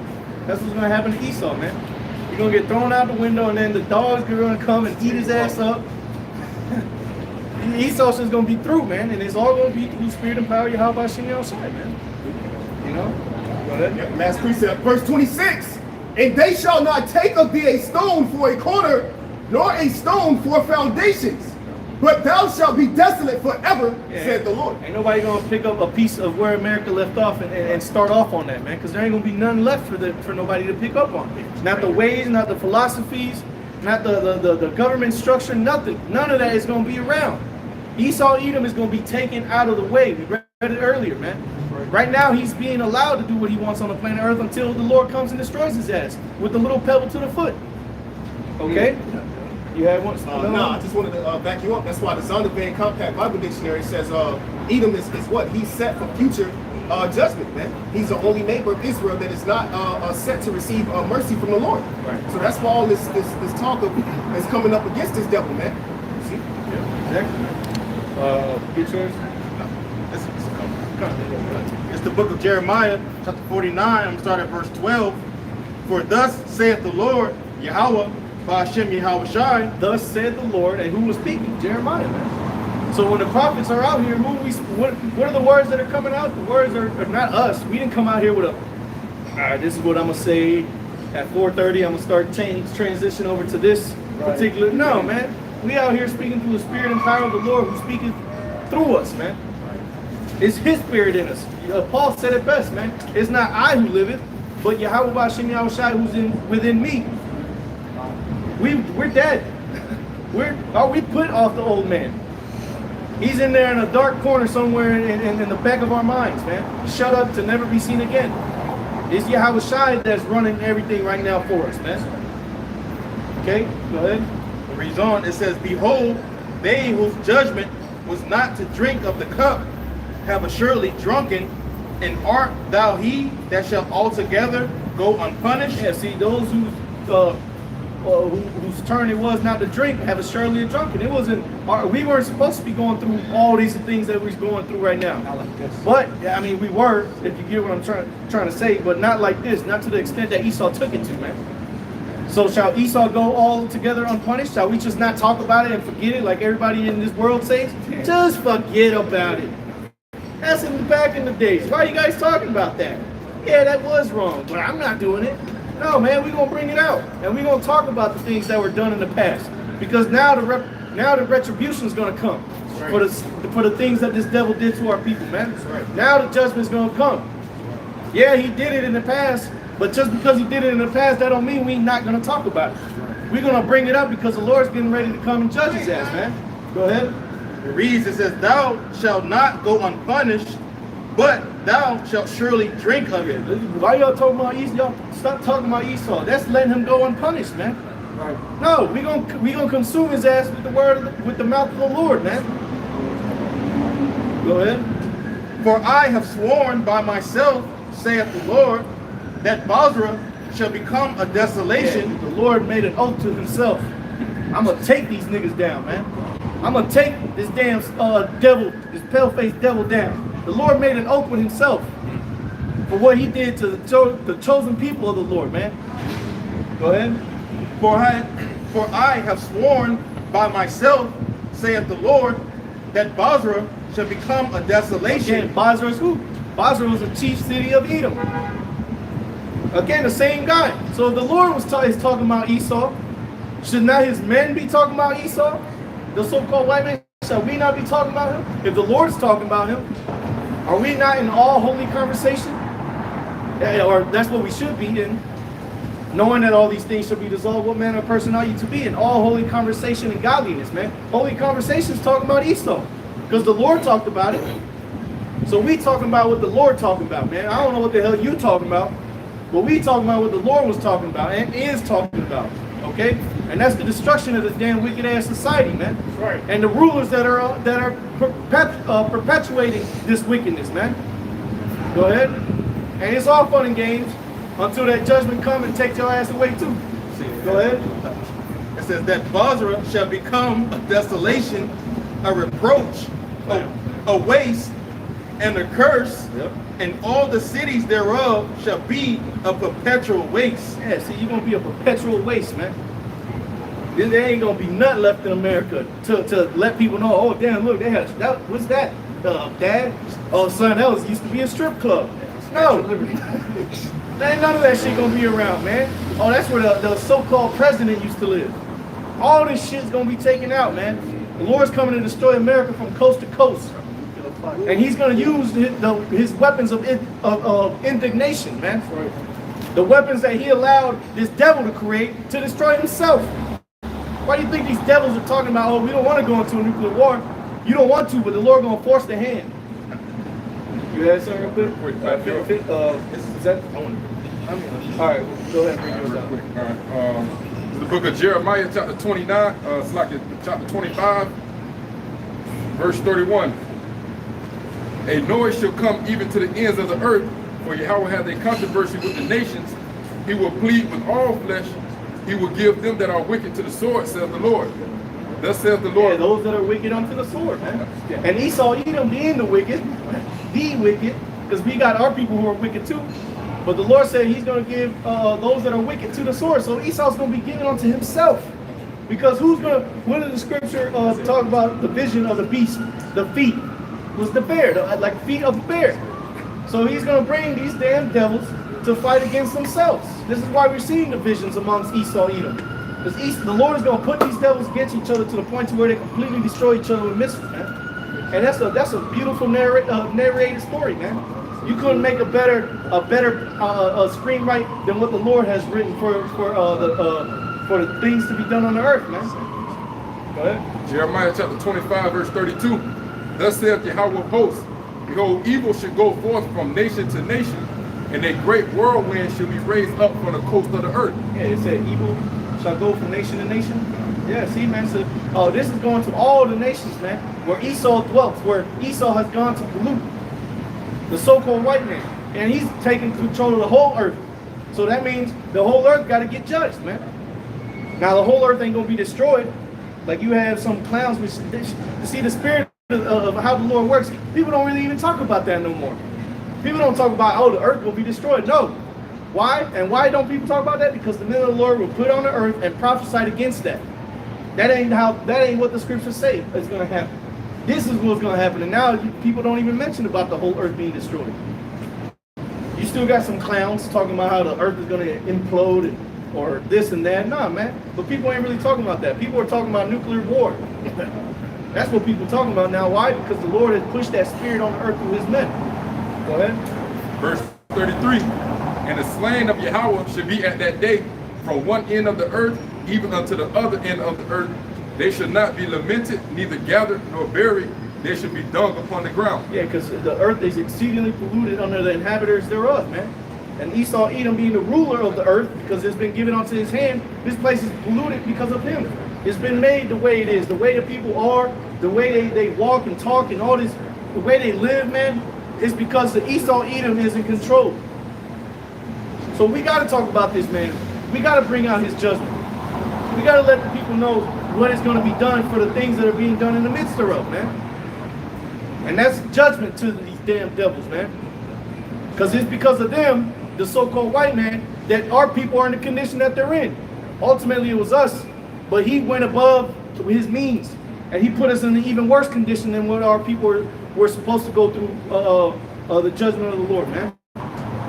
He forwarded the affliction, like it says in the book of Obadiah. I just want to jump up to verse 29. Just read this verse. Jeremiah chapter 25, verse 29. For lo, I begin to bring evil on the city which is called by my name, unto Israel. And should ye be utterly unpunished, ye shall not be unpunished. For I will call for a sword upon all the inhabitants of the earth, saith Yahweh of hosts. Yep. The sword, again, the sword is Esau Edom. And he's going to bring that sword so much that it's going to be brought upon himself. Like the old saying in the world goes, what goes around comes around. Esau slinging that thing out here, and that sword gonna come back and get his ass too, man. Because what does the scripture say? The Lord will let until he be taken out of the way, and the Lord's gonna allow that boomerang effect to come back and bite him in the ass, man. Okay, so hey, Lord's will, that was that fine. I'm gonna let the next brother come up. Just gonna continue on through the spirit. We're going into also, like it says in Jeremiah the chapter, it says going to publish it not, conceal it not, going to these prophecies, because ultimately we're prophesying what's to come to pass. That's the whole point of the prophets, So our job is done when this place is done. That's why we're still here. Prophecy goes on down till the place is taken out. That's prophesied. So with that, Isaiah 13. So was going into how was kind of touched about that bear. Going into ultimately you go into a kingdom. One of the main signs of its decline is division. No unity. As Frank got that, what Shai said, the kingdom divided against itself. So this is another thing we're looking for as far as ultimately a catalyst that's going to lead to this place imploding on itself, And at the final touches is thermal missiles that's going to come, So. This is Isaiah chapter 13 and verse 17. Behold, I will stir up the spirit of the Medes against them, which shall not regard silver, and as for gold, they shall not delight in it. Right, so going into modern day times, as that prophecy then was speaking about, ancient Babylon, if you go into a little more clear, this is a future prophecy. If Babylon didn't go out, how this is being prophesied to go out going into ancient Babylon.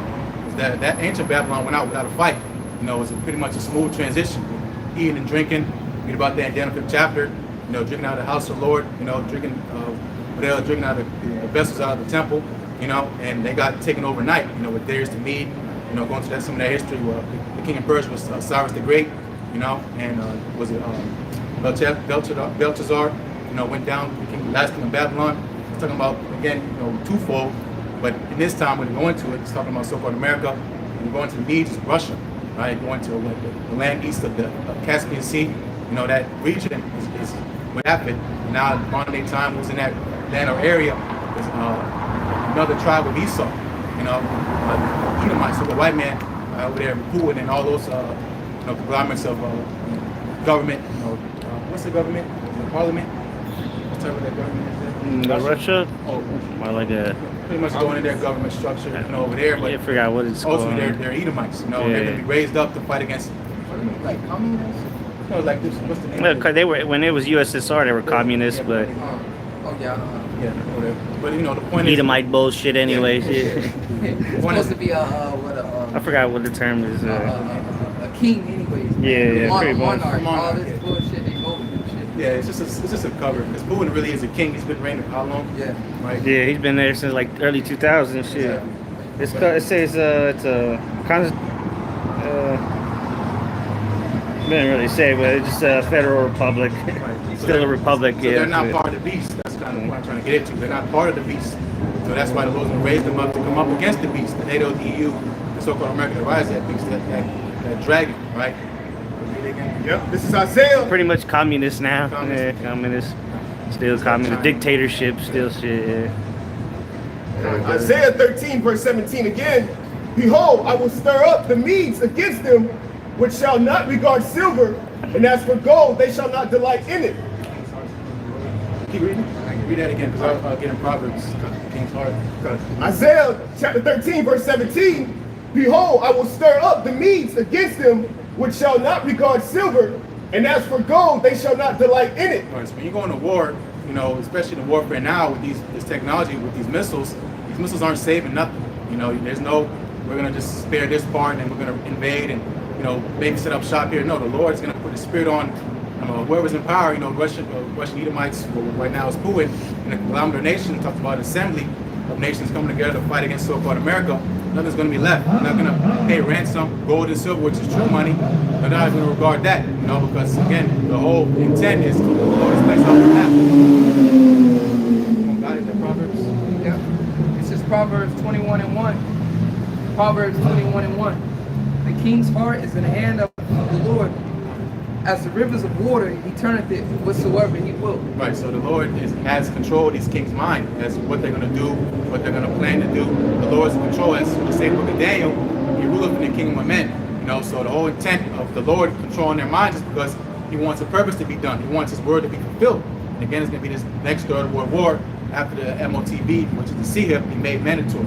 Right, so the Lord is raising up, again, which logically, no one wants a nuclear war was going into it, but it's not in their power to do so, to make that choice. You know what I'm saying? So the Lord's ultimately in control. That's how we know the Lord's in control of man and his whereabouts, because if it was up to them, the New Order system you can play, and there wouldn't be no dumb nuclear war. Yeah, it's all bullshit because they have the same kind of. They still have a republic in Russia now. Not before it was a completely a communist country when there was the USSR. But after they broke up, it literally broke into three branches: legislative, executive, and judicial. So there's really no difference between them and America. Shit, they got a president, and then they have a Senate, which apparently has two parties, just like America. So it's all bullshit. They're all Edomites, man. Ezekiel 38, and going into what you're going into, verse 9 through 10. Ezekiel 38, verse 9. Thou shalt ascend, speaking of Russia being that bear, thou shalt ascend and come like a storm. thou shalt be like a cloud to cover the land, thou and all thy bands and many people with thee. Thus saith the Lord power, it shall also come to pass that at the same time shall things come into thy mind. Because you're going into Proverbs 21, the king's heart is in the hands of the Lord. It says, and at that same time shall things come into thy mind, and thou shalt think an evil thought, and thou shalt say, I will go up to the land of unwalled villages. I will go to them that are at rest, that dwell safely, all of them dwelling without walls and having neither bars nor gates. You know, so that evil thought is being placed in Putin's mind, man, by Yahweh Shemel Shai. That's why he's preparing these other small nations, if you will, these small countries with a military arsenal, okay, and also to military defense weapons as well too. He's being a guard unto these smaller nations, man, fulfilling prophecy of what, him being that bear that's getting ready to come out of that hibernation, okay, to lead to what lead Esau into this great division. All right, to shoot missiles from the ends of the earth, man. It's on the 2nd Ezra 16 chapter. An event before that, they were gonna invade. They said they're gonna go to the city of unwalled villages. That's America. You know, there's no defense system here. You know, the hell, they calling it a crisis at the border. Who's to know that soldiers, sleeper cells ain't coming through there? You know, going to Venezuela and making. You know, these soldiers can go. You know, if a mom and child can walk all them miles, you know, a trained soldier can. Shit. A band of them, 1,000 of them niggas come through and then just settle in, hop on a bus and make it in New York, you know. And they're already doing that with cyber warfare. You know, Russian hackers over there, they're already invading so-called America's infrastructure, cutting off power lines, and doing all type of experiments when they really do it. You know, it might play out as a false flag, but best believe, you know, that Russian emails over there, they have a map out, and it's go on Google Maps, you can search out cities, you can easily figure out a way to kind of, you know, do what you got to do again to trying to invade this country. Okay? Easy to find information. It's all over the internet, you know. So that goes into another part of unwalled villages, you know. That's it. So get on now. Yeah, with the technology they got now, they can just, you know, it would be impossible for America to stop an invasion. So much borders, you know, it'd be impossible. You know, they could come in through Canada. They could come in through the ocean. You know, they could come in through planes. They don't even know where that Russian submarine. Yeah, they still, so, you know. It disappeared. Yeah. It resurfaced one time and disappeared. They ain't seen it. I think that was in the Black Sea or Mediterranean Sea. They don't even know where it's at. Yep. So, and it'd be easy for America to be invaded, man. Who's going to defend you? The Coast Guard? It's a beautiful picture. Yes, it is. And I see you in it. Yeah, you're the biggest thing in it. It's the book of Mark, chapter. That's beautiful. You know, going to again, invasion, you know, going to Roman Empire, your Bible. one of the downfalls, they were spread too thin. So you got, you know, these fronts all over the world, these nations, United States of America, these military bases, they have set up all around the world, and their nation's army is spread thin. So here it is, they got home wide open. You know, your first defense is Coast Guard, well, they're not equipped to deal with Russian military or anything. Yeah, they're for like going to save niggas in the boat. Russia went in space first. No, they did. They did. Sputnik. Yeah, Sputnik. No, before that. That was 61. Okay, well that's it's. I know. I'm saying, whatever. but Russia. No, you said it right though. Yeah, no, you said it right. I know. This is called Sputnik. Yeah. But that was all propaganda to bankrupt the USSR. No one actually. They never. Neither. No one went to the moon. Ever. That's why they're trying to make. They're trying. This is the second time, and I called it to the spirit. That shit might blow up, but. They're trying to make it back to the moon. They never made it to the moon. That's a lie. It was all but they did. They've been to space. They've been to space. Man, tell them the truth. They got a space station, but that's all. It was all propaganda to bankrupt the USSR. But nonetheless, that technology was now what is used for these missiles. Yeah, exactly. Yeah, exactly. Navigation systems, but and the propulsion systems. Yeah. But again, the Coast Guard. You know, they're good for saving people lost at sea. They're not good to fight train war tactic. They ain't ready for that, man. Coast Guard, National Guard. They're gonna get ran through when these Chinese and Russian troops come. You know. Remember that one article we did about that sub that Russia has?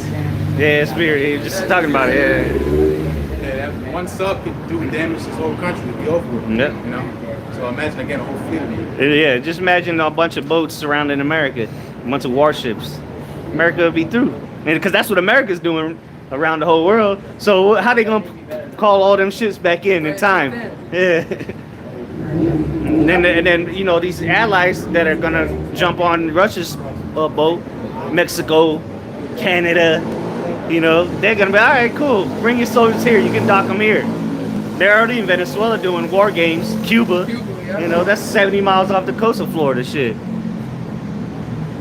Habakkuk chapter 2, verse 5. Yea, also because he transgresseth by wine, he is a proud man. Neither keepeth at home, who enlargeth his borders, who enlargeth his desires as hell, and is as death. Who had the power to do that? So the white man Esau Edom did that. You know, think about there in China, they've been stuck to that region for how long? For thousands of years. You know, they never crossed over and took over lands as so-called America, and again ran by, you know, ultimately Esau Edom. So the white man, the Spanish, the French, or the British, what they do, they went out spreading their philosophies, you know, and taking out nations by violence. You know, one of those nations which fell victim to that was the so-called Negro Latino Native American man, right? You know, the name of Manifest Destiny and the name of the cross, right? The good ship Jesus, they threw us in slavery, you know, in the name of Pope Alexander and PayPal Bull, you know, and again, that's going to this man, his philosophy, his wine, right? Wine of his fornication, he pushed that on the rest of the world, you know. Again, you see iconoclasm, all stuff, it's all going to who is the corporate of this is the so-called white man Esau Edom, right? And cannot be satisfied. But and cannot be satisfied, but gathereth unto him all nations and heapeth unto him all people. Right, and the product of that is so-called America, what they call the melting pot of the world. You know, everybody comes over here, all different types of customs, beliefs, in the name of liberty, in the name of constitutional rights and freedom. You know, which ultimately that was just a sales pitch. Because when you go out, you know, again, you're talking about these philosophies. Jeremiah says, been that golden cup that been passed throughout the rest of the world. You know, they drunk in that wine and fornication. It was something was sold. You know, it was an idea. America was an idea. You know, and that was pushed throughout the four corners of the earth as this is the standard of how you should conduct your country, your government, and so on and so forth. But ultimately, it was just a trap. You know, ultimately get you in debt. You know, so on and so forth. That's going to how the nations got duped. And now they're pissed. You know, and Russia is a prime product of that, you know. Verse 6, shall not all these take up a parable against him, and a tainting proverb against him, and say, woe to him that increaseth that which is not his. Right, so unrighteous dealings and riches gotten by deceit that goes into the kingdoms get translated. These nations are fed up, you know, and they're Russia and again Iran is the nations. They're like in China, right? They're clicking buttons in their head saying, man, this is the problem with the earth.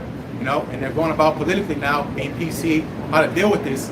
But eventually, ultimately, in the back of their mind is war. They're going to go to war. They're already at war. You know, trade wars and verbal wars. You know, this is all war. They just get it put on TV to make you don't panic. Because if you panic, you're not going to function how they want you to function. There's still an agenda at hand. And again, what's going on is, as the Lord did in the Tower of Babel, He's confounding their plans. They can't come together. You know, it's just getting scrambled up. You know, people are starting to pick sides. You know, this again is going into the playing field of a world war game to play out. Yeah, you send $6 billion to somebody, and they're at war. You've chosen a side. Exactly. You know, send weapons to them. You've chosen a side. Exactly. Continuing on, it says, how long? And to him that ladeth himself with thick clay. Thick clay going into heavy debts. You know, this man's going around pillaging and stealing because he has a lifestyle he's trying to fuel, which this man just read. He can't be satisfied, so that's his issue. You know. And going into again these nations, what's he do? He was going into proxy wars. He puts puppet leaders, you know, and ultimately they play tribute to who? The elites, the central banking families, you know. Start using my money, you got to use my money, you got to pay my taxes, you know. And that's why again these nations go under because they can't afford to pay the tab that so-called America put upon them. You know, they ask for help. America says, we'll help you, but they give them an impossible task to where now they're in debt and now you got to sell your government over onto you, you know. It's the devil, bro. Verse 7, hey, and that's why Jeremiah 51:7 it says the nations were drunken, and now what? The nations are mad. So even his own allies. Not only these nations are you know in disagreement or they're upset, but your own allies are coming up against you as well too, man. You're sanctioning these other nations. You're putting sanctions on Russia, but they have ties with Europe. So now these nations are upset because you put the sanctions on on Russia, but they can't get the goods they need, man. You know, which is fulfilling Revelation 17, the beast shall hate the Lord. So this next world war is going to be everybody against so-called America. It's not going to be allied Axis powers like World War II. It's going to be everybody against so-called America. Everybody got missiles for to say, bend the bow, shoot at her, spare no arrows. You know, that's wanting to, they're going to shoot at Babylon the Great against so-called America. Verse 7, Habakkuk 2 and 7. Shall they not rise up suddenly that shall bite thee, and awake that shall vex thee? And thou shalt be for booties unto them? Yep. The reason why they couldn't at that time because they didn't have the technology to do so. They didn't have the weaponry. They didn't have the advantage like so-called America did. The Lord showed favor on the so-called America. And so what made Esau, and that's how he was able to raise up into power so quick, and devour the earth so quick. Think about Alexander the Greek, right? He devoured the earth very quick. That known world, he took it out in a very short amount of time. That's because of advantage. He had weapon technology that goes into the iron, going into man's military, man. He did that by his military. Force with the sword, that's what he did, you know. But now these nations, they've caught up, you know. They caught up with technology now, even to a point now they surpass technology because who's feeding them? They're going to those the nation that's being a guard unto those nations that didn't have the power to defend themselves. They got pushed around by the bully. Now they got missiles, you know. Small countries that you never even heard of. Now they got technology to defend themselves. The S-400, S-500s, S-600, whatever you call it, right? Now they can defend themselves because who's supplying them? That guard wanted to Russia, right? Yeah. It was going to show you when you brought out Jeremiah 51, right? Yeah. Reverting back to that, thou hast been a golden cup in the Lord's hand. And as the brother mentioned, these other nations, namely America, we're going to focus on America's enemies, have surpassed them in technology when it comes to weaponry. So it goes to show you the Lord is not dealing with America on that level anymore. All right, because they're supposed to be progressing. How can other countries surpass them to fulfill prophecy? Because it's prophesied that Gog and Magog will come up against this place. So the Lord pulled his hand back from America on that level, okay, and gave the Russians that technology to surpass them because prophecy got to be fulfilled, man. That alone right there shows you the Lord. He ain't dealing with this place like that no more. All right, it hit his peak, and now it's just all downhill from there. Okay, because if America was still that pump, if the Lord was still dealing with America like that, it would still be the top at everything, the best at everything. All right, but the Lord, it said, "Thou hast been a golden cup in the Lord's hand," man. Past so this is the end of that. Okay, which is why your enemies are overcoming you.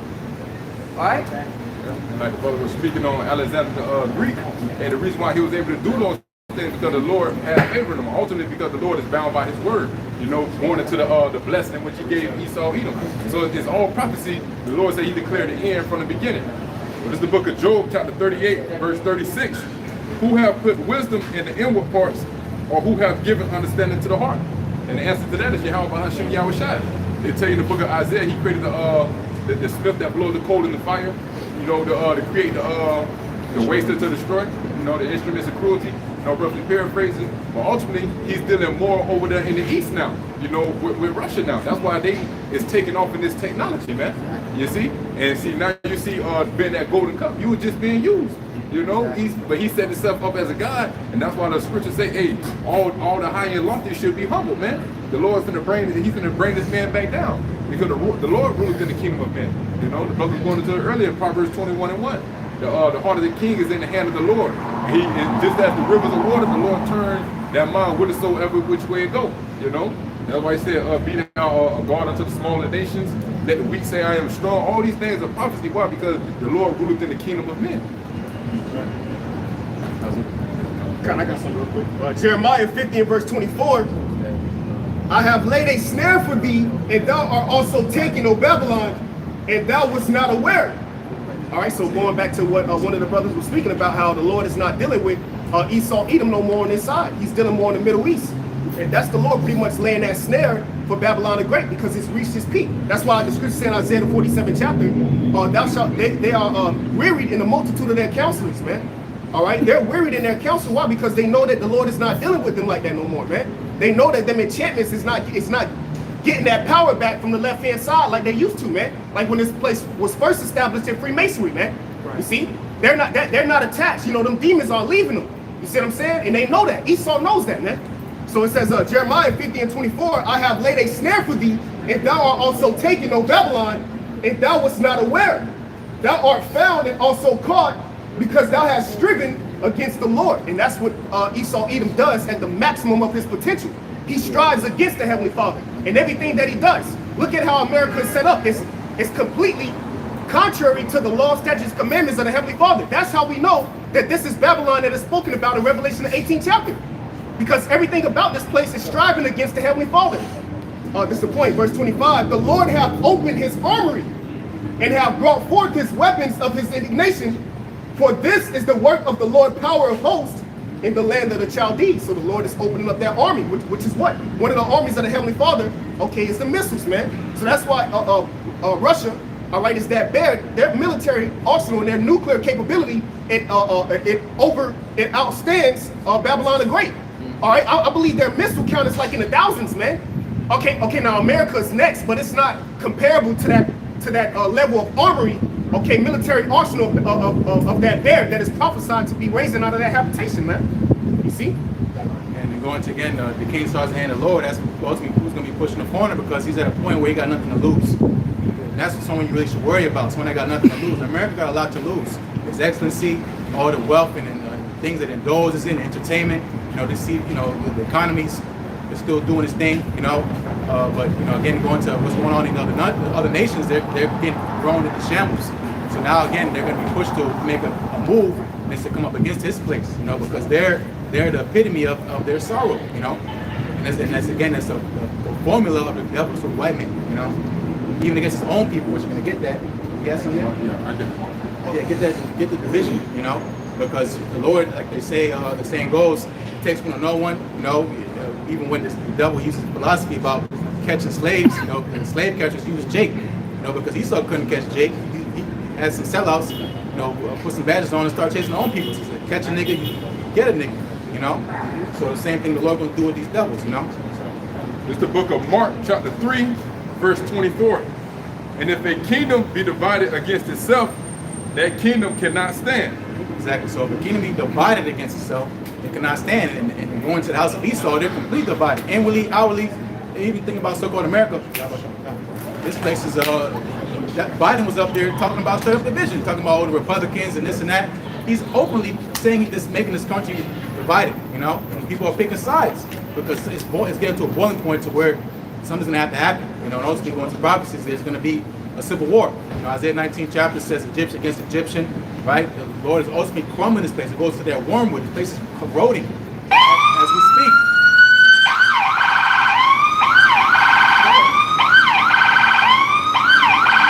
It's the spirits of it.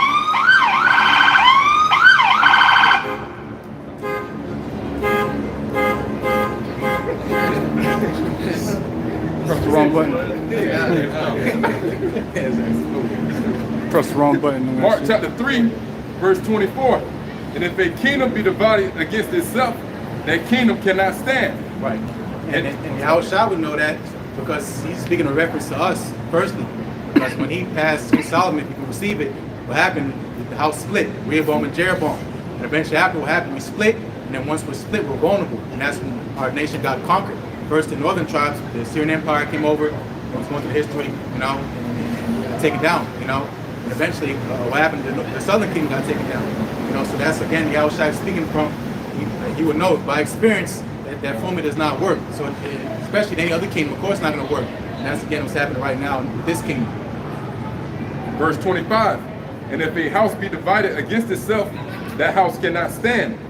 And if Satan rise up against himself and be divided, he cannot stand but have an end. Right, and that's why we're going to the picture of why, what's happening is, again, the Lord's raising up, when you go get in Isaiah 13 chapter, to use Esau to come against Esau, the sword against the sword, And that's what, again, as mockery to us, happening to us, the Lord's going to do it to these devils, Because this devil does, divide and conquer. You got light skin versus dark skin, polarizing the household, men versus the woman, and masculinity versus femininity, and all that stuff. Well, that's what the Lord's doing to this devil. Left versus right, up versus Babylon the Great. It's nothing but a bunch of confusion. And when you do confusion, you cut it off. Think about a knot, tie a knot. It's confusion. You can't figure it out. It's too tight. You gotta cut the string, bro. That's what Lord's gonna do this place. And that proved that the physical counterpart of Satan, is these Edomites, man. Because at first everything was running smoothly, but now we see the end is near. Why? Because you see the turmoil between the East and the West and who's ruling both sides. It's Esau and Edom, man. So this is Satan divided against Satan. And now we see that his end drawing nigh. And even with his pride, he still thinks he's in control. As the saying goes, order out of chaos. His philosophy, he thinks he's trying to be the most high. Remember, he's trying to make it to where he's in the middle, controlling both sides. Because who fuels these wars is the elite banking families. How do you think these Russians got all this news technology? Just proof? No, he got fed by elites, central banking families. Same with so-called America. They got fed by central banking families. Even going back to Christopher Columbus, how did he get a boat to sail all the way over here? He got fed. Who was it? Pope Alexander. He got fed by the church. The Roman church back then. Got funding and all that to go out there and conquer the new world, so to say. And again, it's because the devil tried to play both sides, but the Lord ultimately in control of all of them. He's going to pummel his plan. Talk about his enterprise being disappointed. Look at Job, right? And enterprise, going to that word, is like an undertaking. That's what enterprise means. The undertaking, man. You're trying to take. All right. I got to read it for you real fast. It's control chaos. We spoke about it. It says a state or situation that appears to be completely disorganized, but where some things are under control. Yep. And the point is with that is the devil wants to usher in the system. His whole thing is about money. He doesn't want to blow up his whole system. No. He's trying to make a justification for why he's going to bring this new world system with the chip and the MOTB and the digital currencies and all this, the whole reform of this new world. It's called a new world order. No more constitution. It's going to be all written, just like 1776. It's going to be a whole nother setup, right? And that's what this devil's trying to usher in. He's doing this by creating all this chaos and confusion. So he brings the order. He already has a plan. These things come up out of nowhere. Poof, solution. The prime example was the juice. I think you had the juice shit in like 2 days, 2 weeks. This is the worst virus that ever came on mankind. This man had a solution right off the rip. Because he already had the solution. The problem was already established before it was even put out. It was all planned, and like you said, the problem, reaction, solution. That's what a product is. A product is a problem solver. So with a chip, that's a problem solver. What's going on with the world? The whole thing that we can do is start chipping everybody, and that's gonna be the whole solution to fix all this messes, man. Created. When 2020 came around, you see how everybody basically was down with the source. It took a while. People were like, kind of wary about it. But then ultimately everybody was down with the source, so they can go back to work and do regular things, and I just want everything to go back to normal, the normal, and then ultimately they acquiesced and took the source, and it's gonna be the same thing with that thing there, man, with the C-hip, man. There's gonna be a bunch of people that are against it. All these old school Christians, they're against it. They calling it the MOTB. You got Christians calling it the MOTB, but a lot of these people they're gonna go ahead and take it because they wanna. But their lives to be, back to normal. You got it. I got something real fast, Brother Chuck. Psalm 64:8. It says, so they shall make their own tongue to fall upon themselves. All that see them shall flee away. We like to bring that scripture out. It's basically like the whistleblowers among Esau. Like the brother said, the pandemic came, and he already had millions of vials of potions ready for people to receive. Just like that one video that went out, basically how a whistleblower came out and said that billions of these little chips were created, all right? And then a man that brought that information out, that contractor that created all these things, a reinforced Range Rover ran right into him and killed him. All right, so I forgot about that. Here it is now. Biden has made this decree basically to produce a bunch of chips, or whatever the case may be, but they already got them. Exactly. It's no shortage. It's never a shortage of anything. All right, they just cut the access of to it, like food. They cut the access. Ain't no shortage of food. Ain't no shortage of food, man. Fuck out of here. They just cutting the access of it off, man. It's never a shortage of anything. The earth is gonna always yield fruit. That's the way the Lord made it. It's always gonna. Now it might not be as it was back in the Garden of Eden in the beginning, but it's always gonna grow. It's always gonna yield something. So Esau is just cutting off the access to everything, man. You know? Yeah, if I can add, what the brother's actually saying is 100% correct, man. Because what it is a marketing strategy to execute a win for them. You know? And like the brother said, what it is when the supply is low, the demand is high. And it's vice versa. You know, but what they'll do is they'll manipulate the system and make it seem as if the supply is low, so to increase the demand. You know? But I got a quick precept just to add on. He said, you put our Psalms. You said your own tongue shall fall upon them, and that's exactly what has been happening ever since the pandemic has happened, right? So this is Job 13:4. But ye are forgers of lies, ye are all physicians of no value. You know, and that's exactly what's being exposed.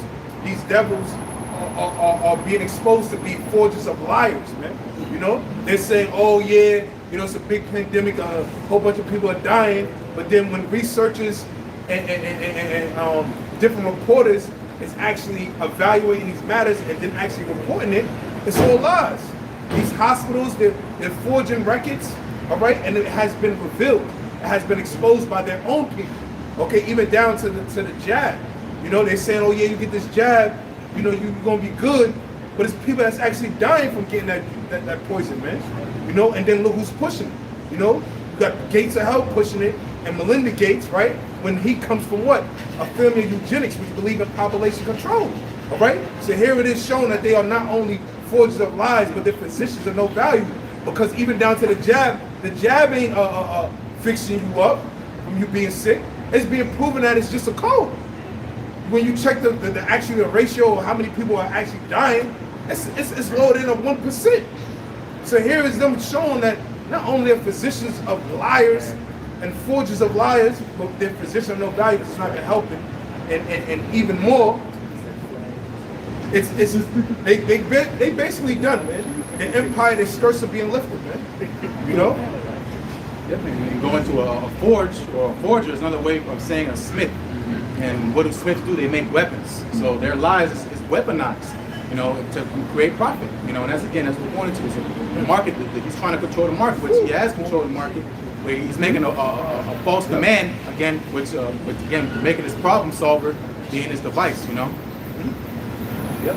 Just to add on to what Jake got to realize that this devil power was weaponry, man. You know, and when they go into this whole chemical warfare, that biological chemical warfare, that's what we are dealing with, man. We're dealing with these devils using different forms of weaponry to further their agenda, man, to destroy Jake. You know, because that's what eugenics are. Eugenics is to what? The breakdown of population. They believe that the earth is overly populated. Bill Gates' father was one of them. You know? That's it. Isaiah 10:1. Woe unto them that decree unrighteous decrees, and that write grievousness which they have prescribed. And the decree is given by a king. It's not some nigga on the corner. A king has a power to give a decree. Somebody can say, oh, everybody should worship me. You got no power, nobody's going to honor that. You know, so going to the devil, to a white man, he's the one that's in power that has to make these decrees and make it come to pass. The prime example was these mask mandates. Who had the power to say you got to put a mask on? He did, you know? And then the nations follow suit. You know, it's a formula, but where they get that idea from, the philosophy from, the so-called white man. You know, you got Moab doing it. You know, there was a whole starter. You know, there was, you know, it's all, again, these elites, they're all hand in hand with these things. But again, the king gives these decrees out, and the people got to follow suit. And if not, they're going to be in a hell of a hurt for it if they don't. You know, going into prescription, what is a thing about a prescription? We get a prescription from a doctor, you know, or a pharmacist. And when you go into pharmakia, it's a witch, you know? So that's ultimately what these devils do. They're trying to kill you. You know, in some shape or form or fashion, give you stupid music to listen to. You should listen to some jazz, you know, but you listen to some bullshit, right? You should be eating some healthy food, but you're at this damn fast food line. Yeah, you slowly killing you. You know, this nigga never helped you do anything. And you think it's gonna help you to save your life because you're dying of the so-called made-up disease? Of course not. You know, so of course, how much more of the chip? I'm broke. You always been broke. You know, or I'm gonna give you some free money. Just take this boy. You know. It's a favor is deceitful, we can say. You know, this man wants to kill you, bro. Hey, that's the temptation. You know, it's gonna be that temptation. We're all gonna be tried. The whole world's gonna be tried. Like shit, man. Damn, might as well just get it so we can just go ahead and feed our family. You got this crying baby at the crib. Hey, man, they're gonna play on all your emotions, man. Just to add on to about the juicy juice situation, right? why was it, the scriptures tell you what, that the herbs was created for our healing, right? Right. Roughly paraphrasing the scriptures. So when this situation happened, why was they not promoting that? Not when this country talking about some, oh, in God we trust. Not one time did they say, you know what, let's all have a prayer. No precepts. You know what I mean? Because they're a bunch of liars, man. You know, they're a bunch of hypocrites. Okay, this is why you got these devils talking about what? With this device, we're gonna be able to be better than God. Come on, man. They gotta wake up. Yeah, the nigga said, the nigga's basically saying, I don't care if we make God angry. We got all this, we got all this technology and everything. That's Edomite. That's an Amalekite saying that, man. Yeah. And these people are supposed to be touting themselves. Machines. So we're better than God.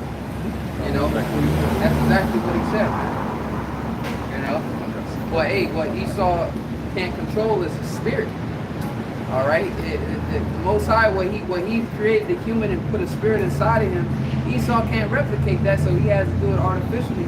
But then he calls it better than what the Most High has created. That's some way.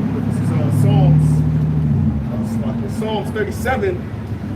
Yeah, just get right to the point. Shit looking crazy. Okay, oops, I had it. This is Psalms 37, and right to the point, verse 14. Because going into what brother's going into, you know, this whole scheme, this whole plot is ultimately against the so-called Negroes, Latinos, and Native American Indians. It's for you, matter of fact. Slocky, not against, it's for you. Okay, to come down with great wrath, for you to take the chip ultimately. Okay, the M-A-R-K. That's all it's designed. That's all it's for, man. It's to get you jakes ensnared, man, trapped. So you don't receive salvation. All right, you can never come into the truth and be saved, man. All right, and passed over from the destruction of this place. So real quick, this is Psalms 37 in verse 14 through 15. The wicked have drawn out the sword and have bent their bow to cast down the poor and needy and to slay such as be of an upright conversation. So ultimately, what is to slay? Ultimately, what the prophets, man, of an upright conversation. That's why everything is being geared towards removing the prophets, man. Okay, because we're bringing it to the light, man. We're out here bringing out the news and the headlines of this man coming down with this rap. All right, of what's going on, current events. Okay, leading you to what, JT. All right, we're the ones out there prophesying. So he's set to slay the upright, man. All right, so this is verse 15, right to the point. Their sword shall enter into their own heart, and their bows shall be broken. So ultimately, their strength is going to be broken, man. All right, in their own device, the scriptures say, Job 5 and 12, he disappointed the crafty counsel of the wicked, so that their hand cannot perform their enterprise, man. All right, so they're not going to be able to perform their enterprise of bringing in this one world order under their image, man. You see, of Edomite supremacy. They're not going to come into that fruition, because ultimately it's going to be destroyed through being prophecy, man. All right. You can read that first verse you read. Yep, Psalms 37 in verse 14. The wicked have drawn out the sword and have bent their bow to cast down the poor and needy and to slay such as be of an upright conversation. Exactly how they doing that, going into those executive orders, man. The king's decree. You know, he's prescribing a way to ensnare Jake. And I'm gonna go back to the Isaiah 10 that the brother just read the first two verses. Isaiah 10 and 1, woe unto them that decree unrighteous decrees and that right grievousness which they have prescribed. You know, so all these executive orders, everything has already been set. Like the brother's going into, or you think that they just got this juice? They've been had this juice. They said they ain't been doing they haven't had time to test run it. Yeah, they've been doing test runs on how to destroy you, how to overthrow you. Yeah, they've been testing on people, and people been dropping dead. They say, okay, this is exactly what we want. You know, to do these people in. You know, but they covered it up with Trump saying Operation Warp Speed. Oh yeah, we gotta speed up some type of juice that heal the people, but it's ultimately just to put it out there to knock you people off. First, real quick, to make that point, all you bugged out delusional Edomites that's still on Trump's balls, all right? If he the one who pushed Operation Warp Speed, what the hell make you think that he's for you and he ain't an insider, man? All right, you people are double-minded. You speak about how the juice is poison. You know those patriots that be saying, oh yeah, we for Trump and this government is corrupt. But this is the same nigga that pushed Operation Warp Speed. He promoted this juice, but somehow he's a patriot and he's for you Edomites, man. What kind of sense does that make? Because they swear up and down that they went to Trump's house When the FBI invaded Trump, they went over there like, hey, y'all ain't finna F with Trump. We here and we ready to ride for him. But this is the same man who promoted the Jews. So you mean to tell me you think he's with y'all? He like he ain't an insider?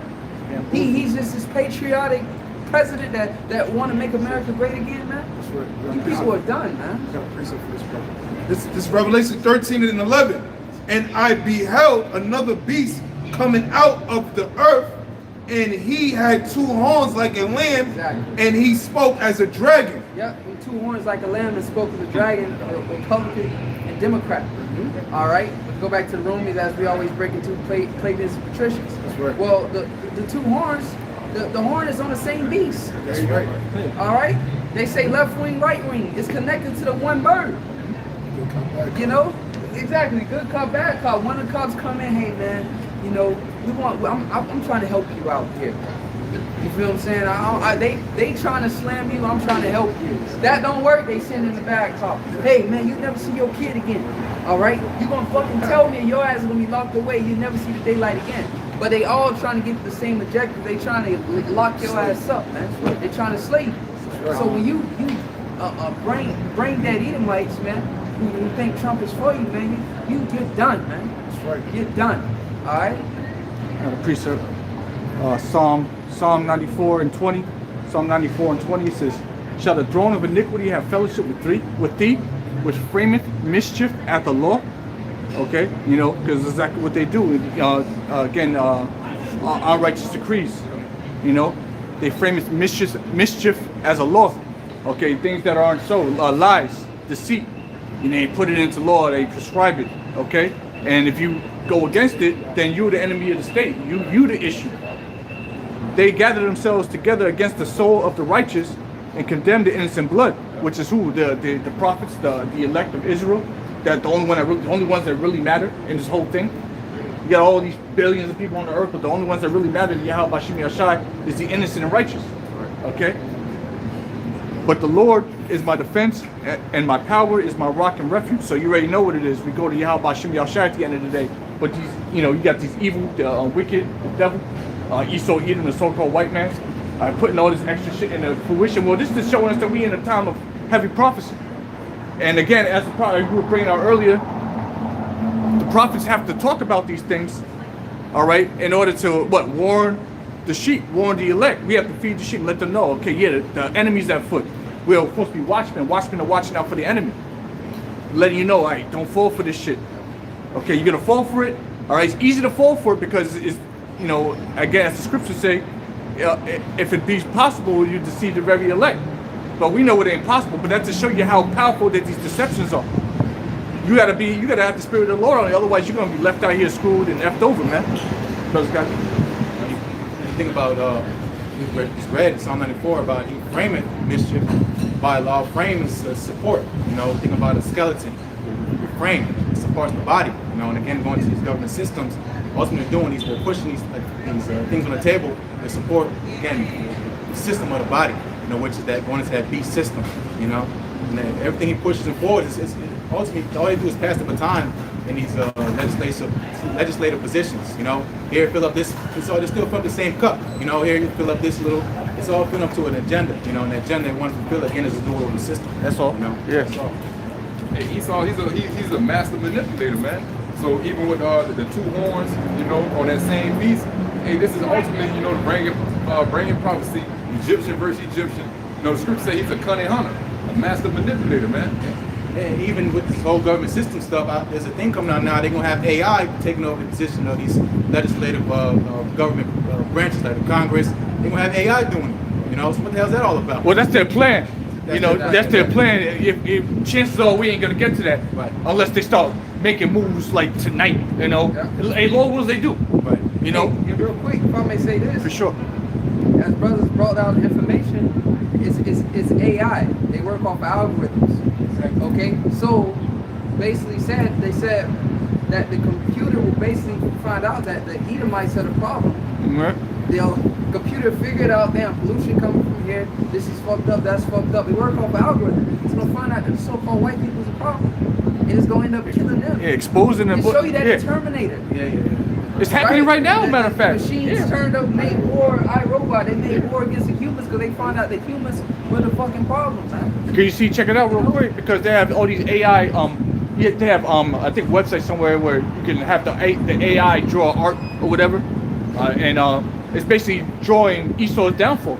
It's painting Esau's downfall, and this is artificial intelligence painting Esau's downfall. What would the end of the world be like? Someone will ask it that, and then it'll show like nuclear destruction and all this stuff like that. Terminator. He said, Arnold Schwarzenegger. He said, Right. you were made to destroy yourselves. It's in your nature. You know, he asked him what the end gonna be. Then that's when they went into it and started to probably try to stop prophecy. You know, they when they got the robotic arm and burned it, and you know they wanted to stop prophecy. Well, he's the son of perdition. That's what they was doing, but no, it's gonna happen. It's He's the gonna son be of destroyed. destruction. Yeah. That's who he is. That's who he's made to be. He's the son of destruction. That's all he knows is destroying. He don't build life. He's a white man build life. This man destroys shit. Look what he does to his weapons. Concrete, all this shit. Lord don't like this shit, man. Isaiah chapter 10, verse 1. Woe unto them that decree unrighteous decrees, and that right grievousness which they have prescribed, to turn aside the needy from judgment, and to take away the right from the poor of my people, that widows may be their prey, and that they may rob the fatherless. They ultimately, you know, the trap Jacob, man. You know, the Yahushua said himself, he said, a trench has been cast about thee, man. You know? So ultimately, hey, all roads is leading to the sea here, man. You know, they finna starve you people out, man. iRobot, yeah, his brother put it on here. iRobot, yeah, that was that plot too. Yeah, you gonna find out, man. Yeah, that's a heavy point too. Like, talk about these algorithms. Like they have all the technology, but they don't put on TV. You know, they run scenarios. They talk about war games. You know, so they run simulations all day about how to try to figure out a way out of the situation. And they keep getting error. You know, or they get something they don't want to hear. You go into slavery. Right. Brother say, you know, Apostle Harvey video might pop up or something. Yeah, oh yeah, some shit. Yeah, and bugging them out. Because again, there's nothing left. You know, ultimately again, that's why Brothers Club 12 we always quote, because he got no other answer besides just killing everybody he sees in front of him. Unplug the PlayStation. Yeah, exactly. Yeah. Fuck it. Going back to Habakkuk chapter 2 and verse 8. Because thou hast spoiled many nations, all the remnant of the people shall spoil thee because of men's blood, and for the violence of the land and the city and all that dwell therein. Yep, and that's going into that, and we read a little bit earlier about that thick plate, this heavy debt this devil got to pay for. You know, firstly, of course, by touching the apple of the Lord's eye. Sure. You know, and in other nations, he put hell on them too. You know, all type of trade deals and debt deals, and ultimately to keep them under this devil's foot. You know, and again, that's going into how he spoiled many nations. He's just robbing them blind, robbing you broad daylight. You know, giving you tickets by a camera. You know, all day just running money up. I remember there's a camera in New York, and that one camera makes millions of dollars of revenue for this devil. One camera, one red light camera, making millions of dollars. But it's as short as it is, short as it that. There's no shortage of wealth this man has, you know? You can't put a number on the wealth this devil has, but guess what? You don't want to fix the solutions, fix the problem of this earth, you know? The problem is a lucrative. The problem is him. Yeah. That's the point. You know? Get the Isaiah 13. All right, read that again. Get Isaiah 13. All right, this is Habakkuk chapter 2 and verse 8. Because thou hast spoiled many nations, all the remnant of the people shall spoil thee. Right. Because of men's blood, and for the violence of the land, of the city, and of all that dwell therein. So again, remember how this country came into power. It wasn't fair and square. It wasn't peaceably. It was by war, lies, robbery, deceit. This land you stand on is not yours. You know, it's so-called Native Americans' land. You know, so-called Issacharites, and you know, it's northern tribes. You know, this belonged to another people before this devil came into power. You know, which is all point of prophecy. I got a quick law for you. You got Leviticus 19 and 13. Thou shalt not defraud thy neighbor, neither rob him. The wages of him that is hired shall not abide with thee all night until the morning. Exactly. You know, going to how we work. You know, some of us get paid bi-weekly, supposed to get paid at the end of the day. You know, that's just one example right now. You know, so we were in slavery. Remember that? You know, so all them thousands of days not working for a damn thing, besides a cottage and you know some snack, whatever we say, snack, some water, bro, and that's pretty much it. Bare necessities ultimately just to keep you alive.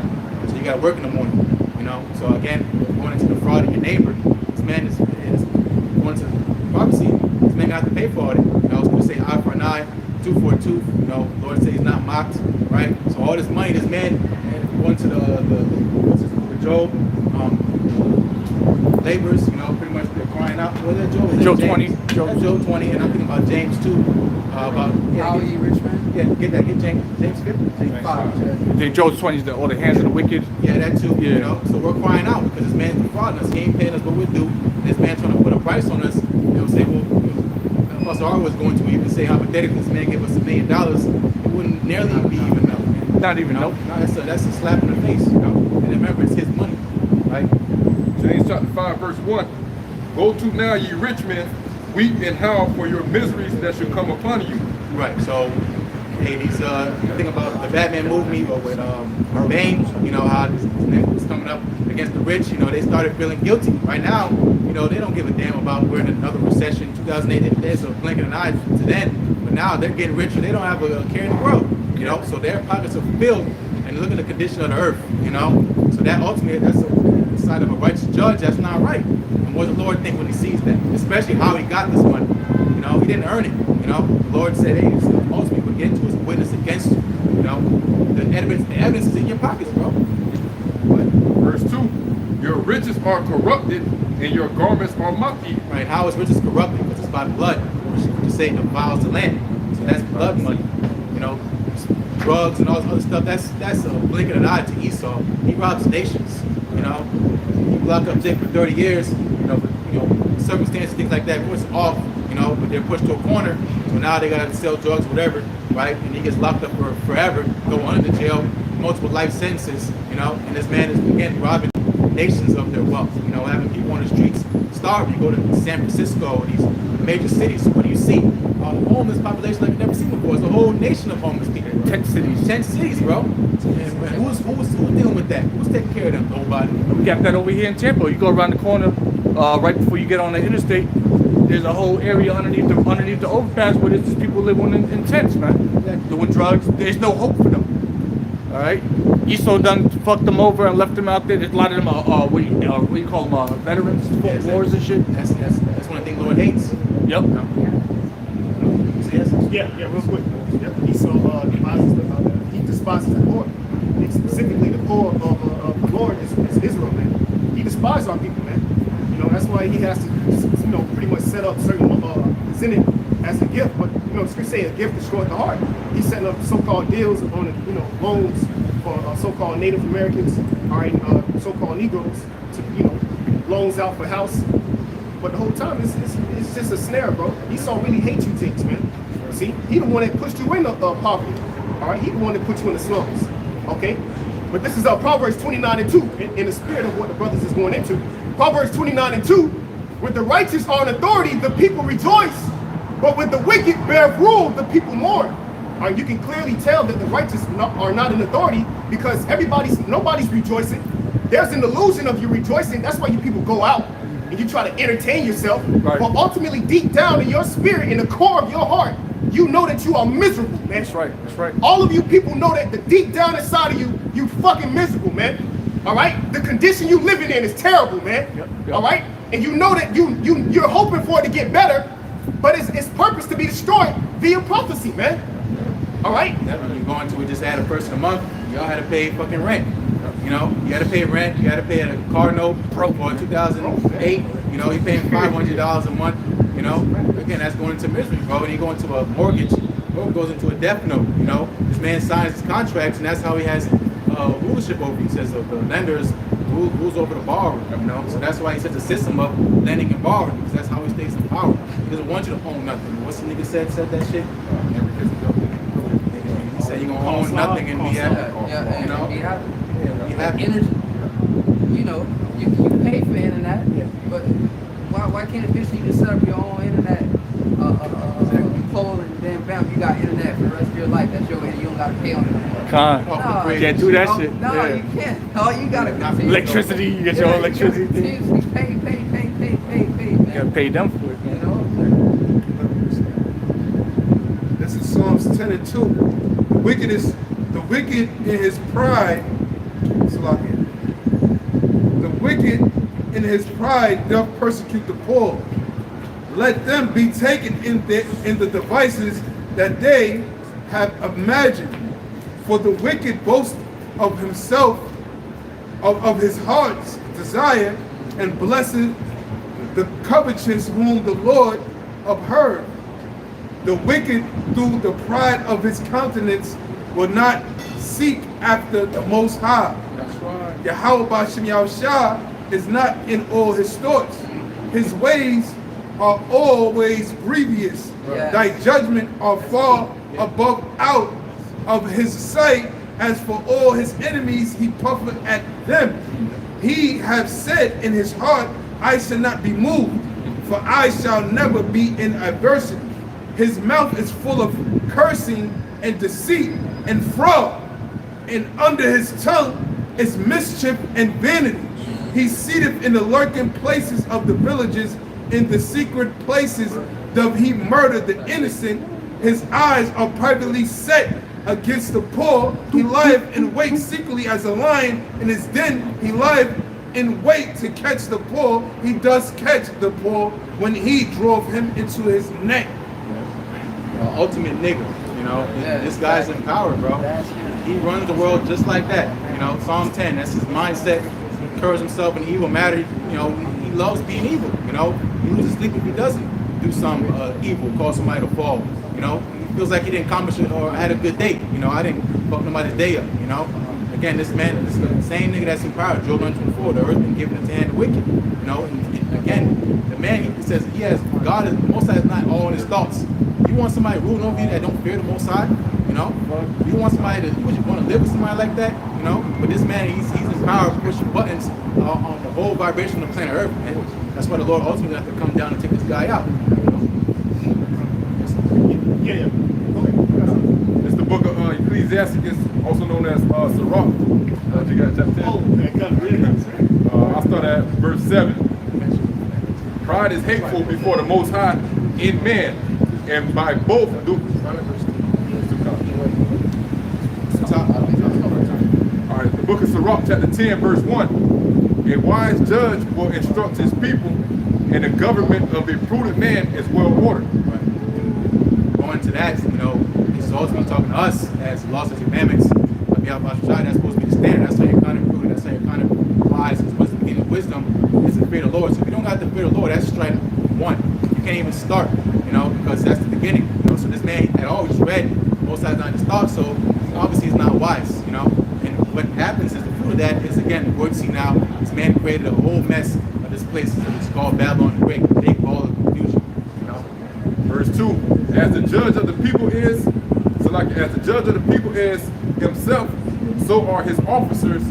And what manner of man the ruler of the city is, such are all they that dwell therein. And so that goes into, they follow suit the vibration of who's in power. Exactly. You know, like they say, like father, like son. That's why Yahushua called, talking to our people, you have your father the devil. You know, the lust of flesh you will do because what? Because you follow his vibration. You know, so if he's doing this, he's in power. He has all the influence. He's you know, doing these wicked things that he's not getting in trouble for. Look at that. Simple people look at that and say, I'm gonna do that too. That's the best way to be successful. Look, he's the highest level you can be. Some bullshit. And he's stealing, he's robbing, he's lying, he's being a cunning devil. Right? So everybody says, oh, just let me do that because again, that's that philosophy that was pushed throughout the four corners of the earth. And what happened is, look at the earth now, it's fucked up. Yeah, you know? Exactly. That's Esau. Everybody's under the vibration of wickedness, under the vibration of Esau, lying and stealing. Okay, so you have the children of God, so to speak, under the vibration of lying and stealing. Where they learned that from? That's not our culture. That's not our customs. They learned that shit from the so-called white man. They taking that shit like you know, niggas killing each other. Where they learn that shit? Conquering. I'm going. This nigga's blocked. Yeah. Well, they learned that from who's the main conqueror, man. That's Esau's shit. I'm gonna go in their land and I'm gonna make war with them and conquer them. They get that shit from Esau, man. So. That's why we just read in Psalm 10, it says he blessed the covetous from the Lord of war. That's why you see our people out there being niggas, you know, promoting Esau to keep the culture of Cain, being a murderer and all that kind of stuff, because he ultimately gives you a reward for being like that. You know? I got some real fast. Peace. Oh, 10 and 31. You'll probably get that part. 10 Ecclesiastes in the part Sirach 10 and 31. It says, he that is honored in poverty, how much more in riches? And that's Jake. All right, and we talking about the brothers, man. Very honorable men, and we in poverty. That's supposed to make us, because 2/3 of our people, they in poverty, and as we see, they being niggas, they rob each other, they like crabs in a bucket. But the elect, the Lord willing, we those men, the hopeful elect, look how honorable we are in poverty. We follow the laws, we don't treat brothers like niggas, we're charitable, all right? So what more will we get riches? You know what I'm saying? If you can be honorable in poverty, because when you, that's why Jake do what he got to do. He blamed this, oh, I'm just a product of my environment. See. I got to rob and steal because I ain't got it at home. Right. You know what I'm saying? In his mind, he has a legit excuse on why he's robbing and stealing and doing such things, all right?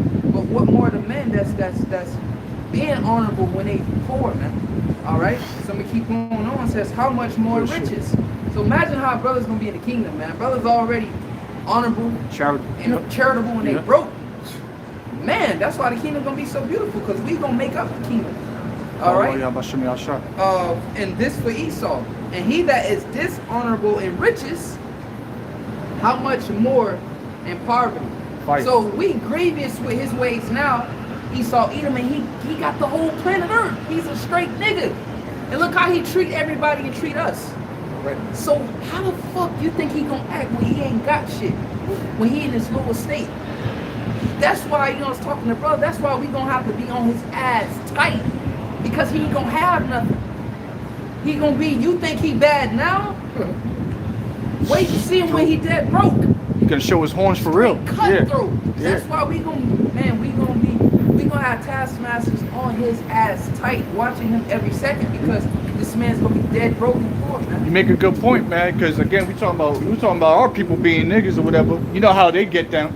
You know, they don't show no mercy or whatever. But nigga will show mercy, okay? Yeah. Every now and then, okay? But you know how niggas are, they stick you up, you know, but that's the same vibration, but Esau would do it on the purest of levels. Exactly. The purest level, okay? Because our people ain't doing it like that.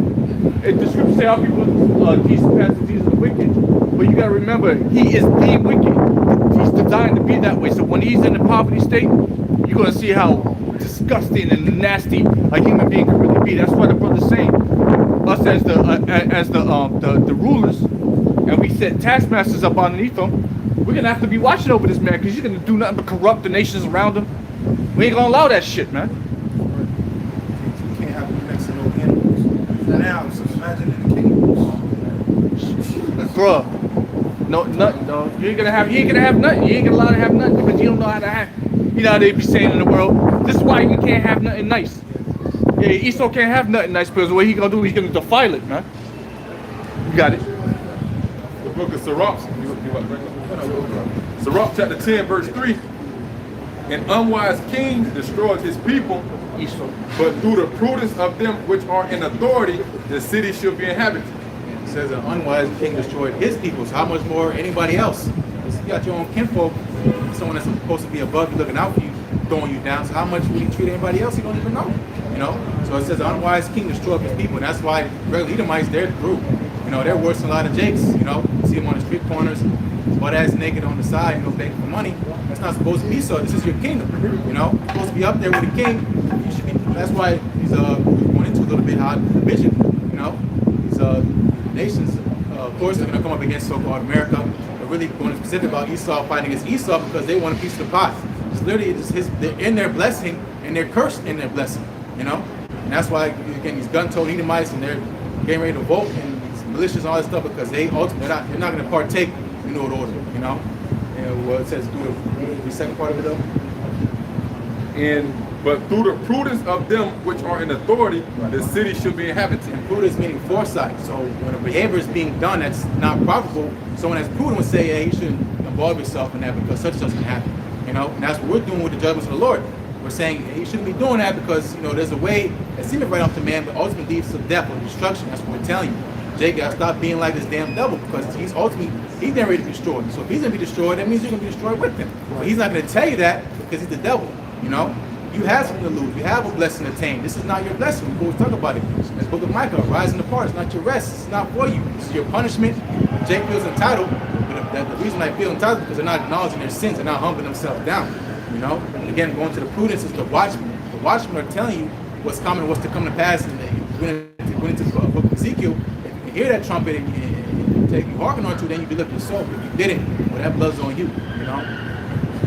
Verse 4, the power of the earth is in the hand of the Lord.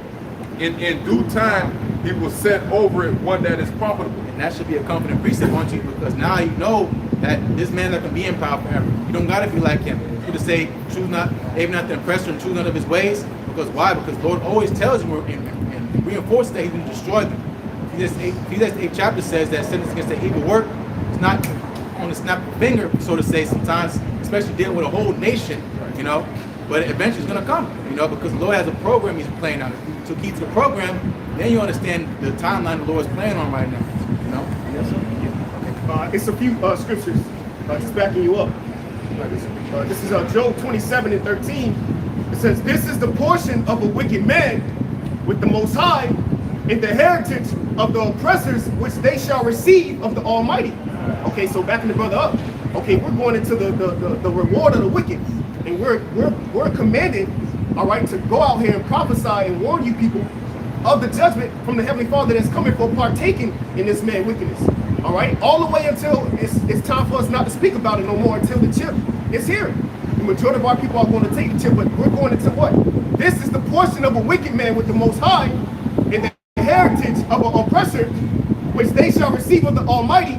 If his children be multiplied, it is for the sword, and his offspring shall not be satisfied with bread. Verse 15, those that remain of him shall be buried in death, and his widow shall not weep. And it's the point.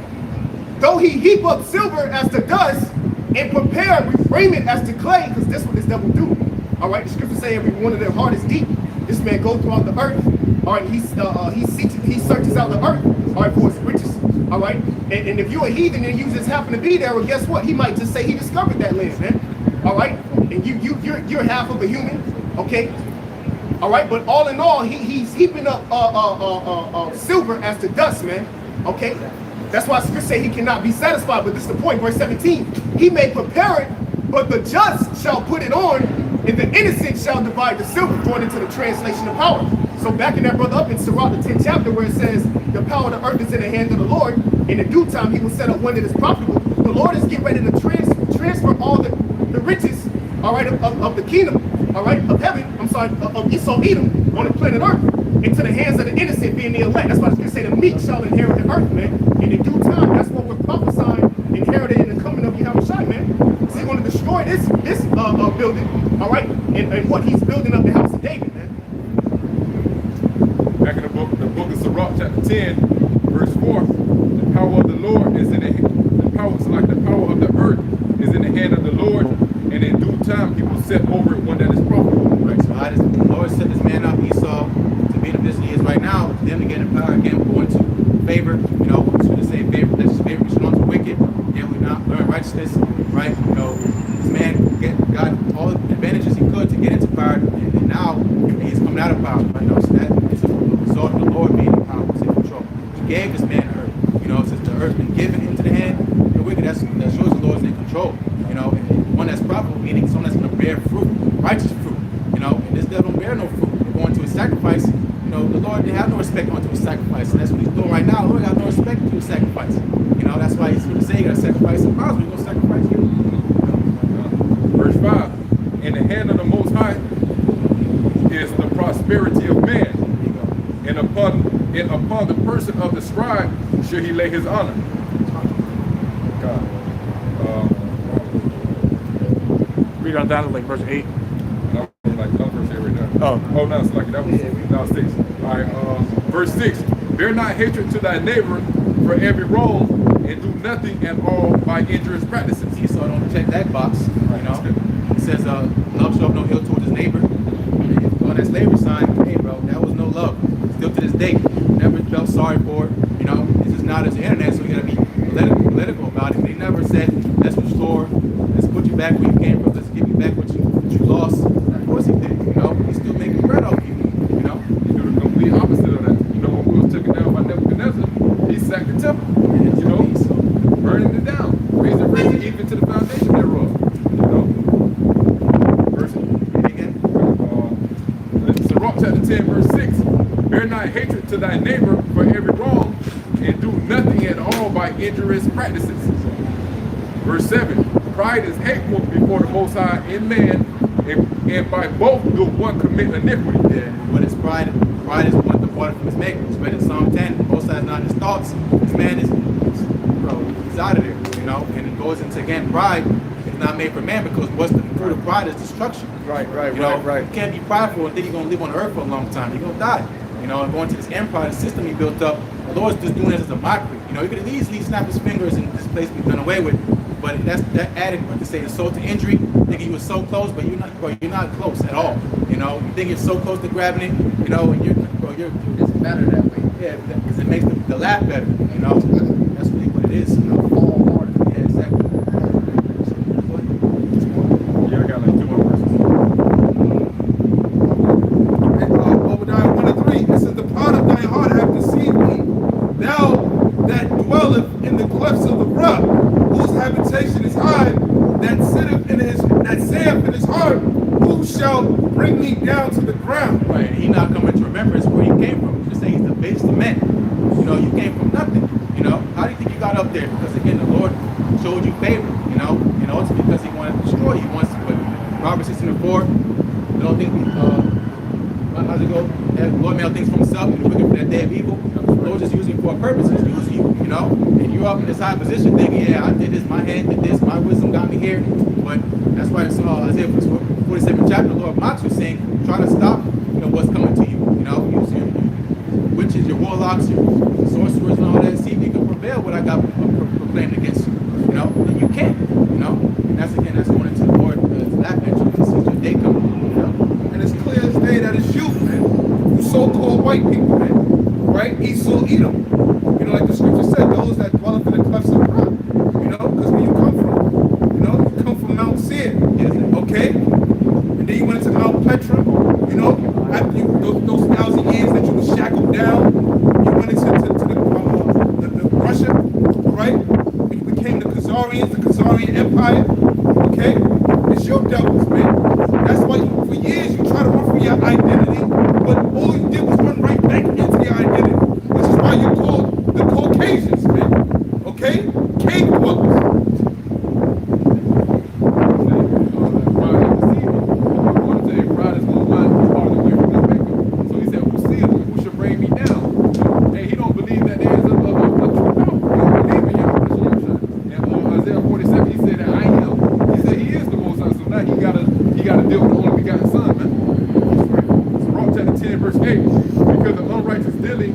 Injuries and riches got by deceit. The kingdom is translated from one people to another. exactly. The Lord gonna toss the ball to somebody else. Went to on this prophet was Yahushua. So you say the kingdoms of this world become the kingdom of our Lord, right? The kingdom of his anointed. You know, it's going into the kingdom of heaven, which belongs to the so-called Negroes, Latinos, Native Americans. So the Lord's going to transition that power. And again, we're going to go into that transition. We're going to wrap it up. Isaiah 13 chapters and be about thermal warfare. And then, of course, we're going to the nation of our Lord with big old fathership, technology you never see. Because again, going to pride, and this technology you're dealing with, you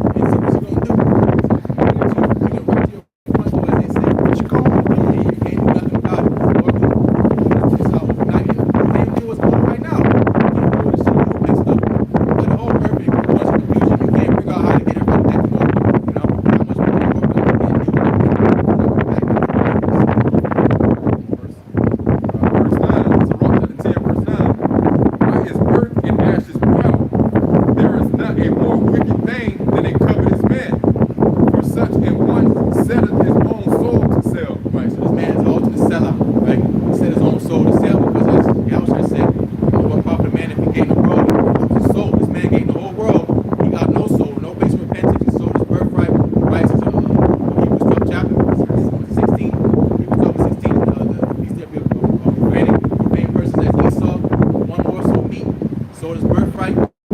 Saul came from tears. He didn't cry because what he did. He's crying because of the consequences he got to deal with. And that's what he's going to do now. He's going to cry because of the consequences. He's going to hide to the rocks, from the wrath of the Lord. But hey, man, you gotta get shackled up, bro. That's right. Is that it? Finish it off. Because while he liveth, he casted away his bowels. Right.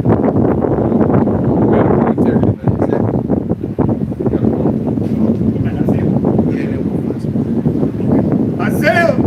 Isaiah chapter 13. We're gonna go into which we kind of briefly touched about it, which you gotta read Revelation 13, verse 16 on down. You say let all things be done decent in order. This man is trying to fulfill something.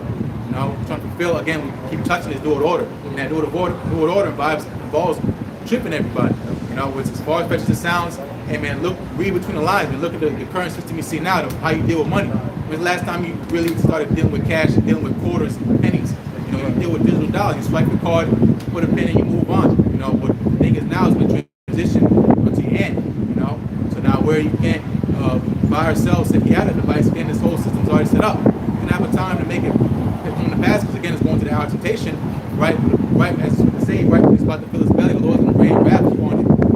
Very quick, short time after, all hell's going to break loose to it, which is already breaking loose. As we say, prophesying part, known part. We know the chips will be made into before World War III fully breaks down and this place will be destroyed, right? We're going to go into how this place will be destroyed, and it's going to be by the so-called Russians, okay? Which is going to kind of transition. Trying to close out here. This is Isaiah chapter 13 in verse 18.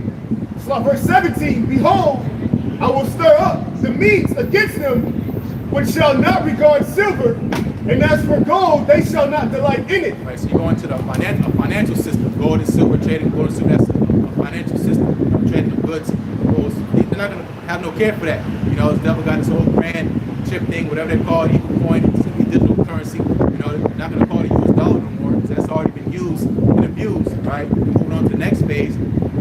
These bees over there are not going to want to deal with that. They don't care about it. They don't want to deal with the so-called dollar no more. Nobody's buying oil in U.S. petrol. No one wants to deal with that system no more. That's what they're going to come up against this place. Verse 18, their bows also shall dash through the young men. So their bows also shall dash the young men to pieces, and they shall have no pity on the fruit of the womb. Their eyes shall not spare children. So the modern day bow is a silo, right? It's a silos, and the modern day missile is the arrow, right? So going into these arrows and to come out of the silos, they're not going to spare nothing.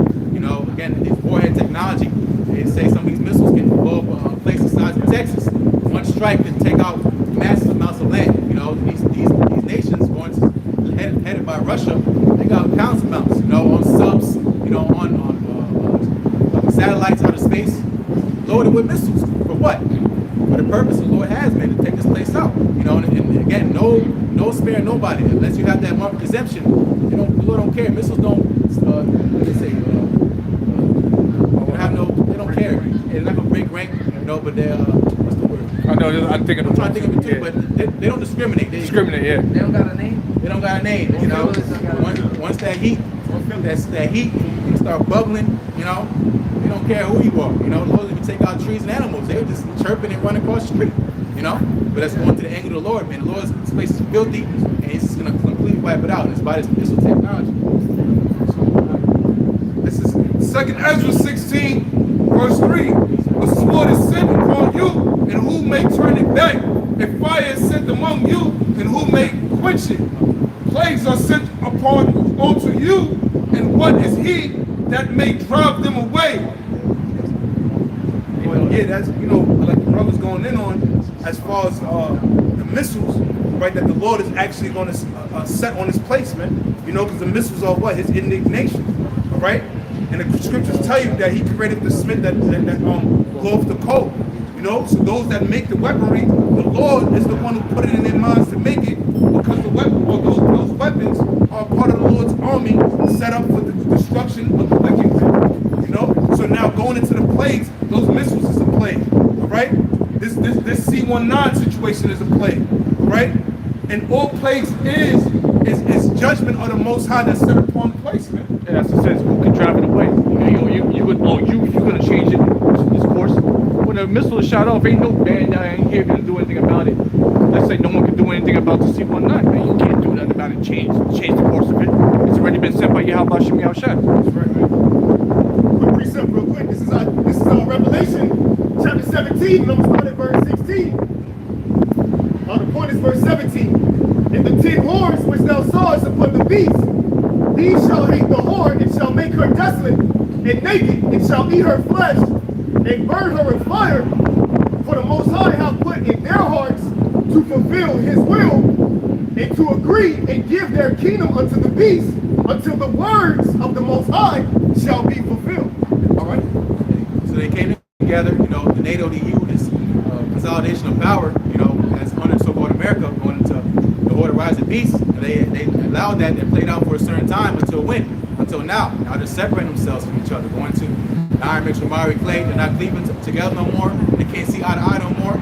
So what are they should do? And in the back of their mind, they're gonna have what it talks about, you know, Obadiah. Those that are confederate with you. You know, they were dealing with you. There was, oh yeah, do that, cool. All right, back. You know, and they behind in the back of their mind, go get this thing, go get this thing. You know, British, French, they're all gonna come up against so-called America. You know, And what torches to the house should continue forever. Exactly. That's what the scriptures say, that the beast shall hate the whore. You know, like the brother was beautifully going in on that whore being who? America. Okay? The virgin daughter of Babylon. Okay? Also known to be what? Spiritual Sodom and Egypt. Right? That's that whore. Okay? That has polluted the world with her philosophies. Hypocrisy. All right? That's that whore. And that beast that is speaking about, the seven-head beast, is going into the NATO and the EU. Okay? The European Union. Those vassal states. You know? Just like how ancient Rome had, this is the revival of the Roman Empire. Okay? Isaiah chapter 13 and verse 19. In Babylon, the glory of kingdoms, the beauty of the Chaldees, excellency, shall be as when the Most High overthrew Sodom and Gomorrah. right. So how did ancient Babylon get taken out? Did they get taken out like Sodom and Gomorrah did? They did it. You know, we went into it a little bit earlier. You know, it was a peaceful transition, so to say. They were called slipping. You know, they in the chapter. You know, and they got taken out by Darius the Mede, King of Persia with Cyrus the Great. Right. You know, they got taken out overnight. Eventually, Nineveh fell, and that was it. You know, yeah, Nineveh. So that, yeah. Eventually got taken out. Yeah. So again, eventually the place fell, but again, it wasn't by a sword. It was going specifically. It wasn't about fire from heaven. You know. Yeah, I believe that's in the book of Daniel, the 5th chapter, when it speaks about Darius the Mede taking the kingdom. When you go into that word took, all right, it's received, because what happened was Cyrus the Great gave Darius the Mede the kingdom, which Darius the Mede was Cyrus's grandfather. So when he took over the Medo-Persian Empire, he allowed his grandfather to continue to reign, and then when they took over that third rim, okay, which that's spoken about in Daniel, the 7th chapter, okay, which was Babylon, okay, because it was Babylon, Lydia, and Egypt. Okay, they already had Lydia and Egypt, and then when they took over Babylon, he gave his grandfather the kingdom until his grandfather died. But like the brother said, what it was taken, and it was a hostile takeover. Okay, it wasn't destroyed like Sodom and Gomorrah, which was destroyed with fire and brim. Okay, which this place is going to be. The book of Genesis, chapter 19, verse 24.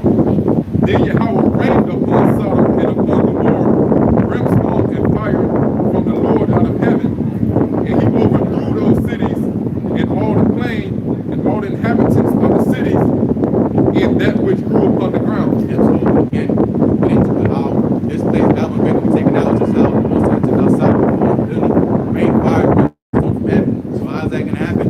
This time it's about thermal missiles, right? That's what we're going into. And to add on to the brother's point, it's actually archaeological proof, right, from researchers, okay, that actually looked up Sodom and Gomorrah and discovered, you know, bodies that was actually divided from their waist, all right? And when you go into the evidence that they found at these sites, they ran into sulfur, which was clay that basically was burned so, the fire from the clay, all right, the fire that hit the clay was so hot that the sound of the clay sound like glass. Okay, and then what they did was they compared that material, okay, to a nuclear blast site, and it was completely identical. Okay, showing you that the Lord had destroyed Sodom and Gomorrah with that level of technology back then. So how much now? How much now when he has increased the nuclear weapon capability? Okay?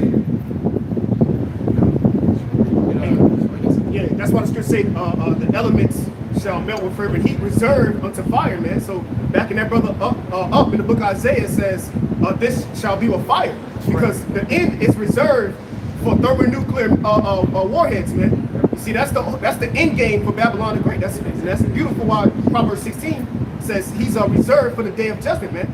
You know, that lake of fire is ain't gonna be nothing pretty about it, man. You know, that's why we're doing this work, so we can escape the judgment, man. Right. You know.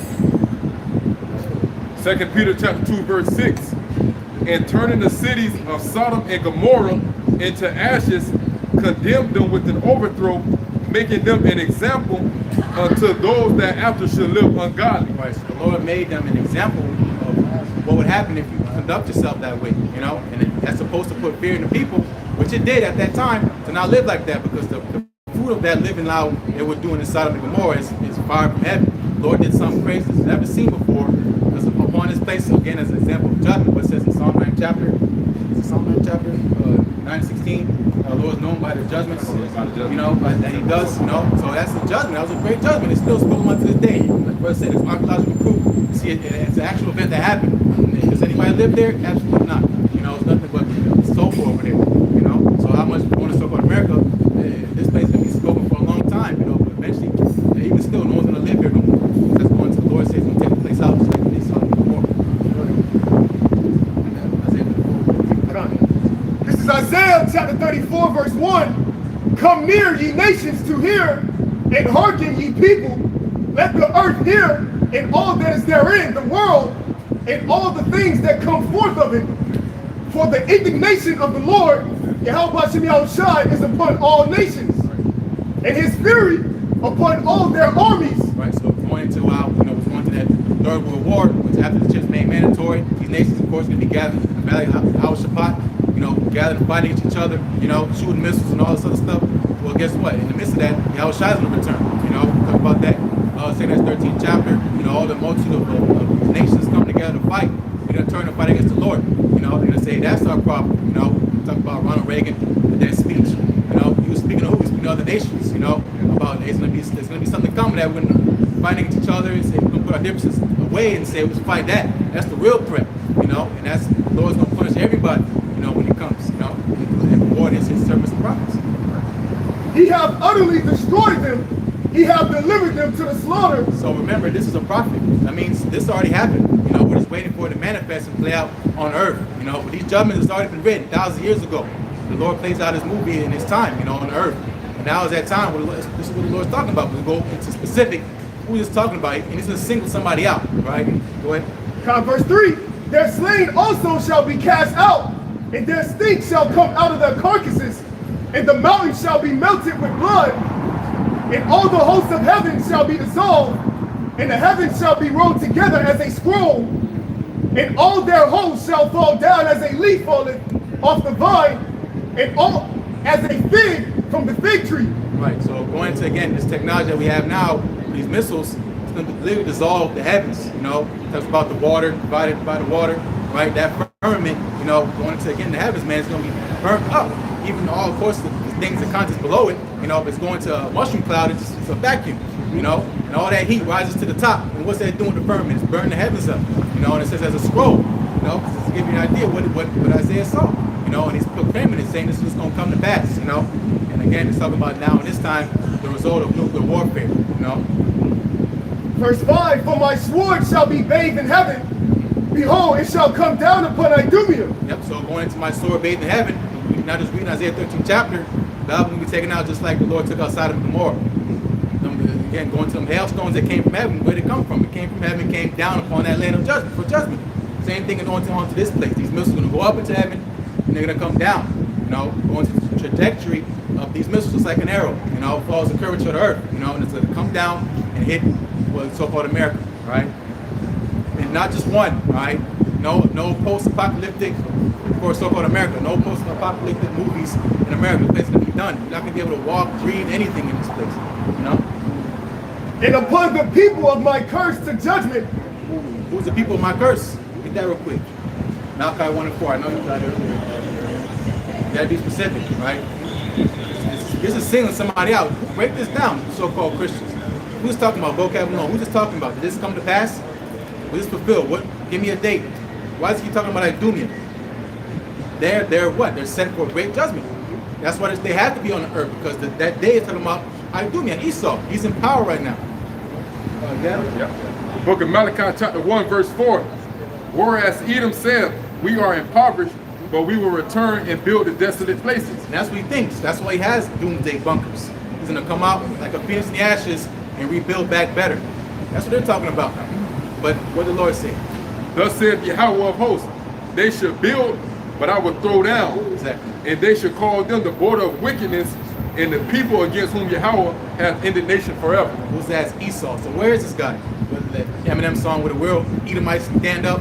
You know, they're in power, bro. And they're doing what they're doing. Again, we're following the script. You know, context clues. He's going to do certain things on the earth. He's going to push certain things on the earth. Right. He's going to be a certain way on the earth. He's going to treat the Lord's people a certain way on the earth. He's going to treat his creation, the Lord's creation, a certain way on the earth. Right. And context clues leads to who? Esau. Because he has the power. I'm not talking about some nigga that's stepping above, all right, on the street. I'm talking about this man that's controlling the world in wickedness with his left hand. Getting counsel from the spirits, even say. He's not going to the Lord saying, hey, what should I do? No, man, he got a chair open. You know, going to the begging families, the Rothschilds. They got 13 seats. And who's sitting on the 13th chair? Satan. And gives them counsel, man. This stuff is far over your head. But it's a joke to you, but these are the same people that run you in every facet of your life, you know? And the Lord, again, he says to come upon them, people of his curse, for judgment. Read that with me. God, verse 6, Isaiah 34, verse 6. The sword of the Lord is filled with blood. It is made fat with fatness, and with the blood of lambs and goats, with the fat of the kidneys of the rams. And why is it on the altar? Because it's a sacrifice. We're going into it. What do you do with that sacrifice? You burn it. It's supposed to be a savor unto the Lord. You're supposed to burn the fat. You're supposed to burn the kidneys. You're supposed to burn the blood on the altar. You know, and that's going to symbolically this land that the Lord's going to sacrifice this place.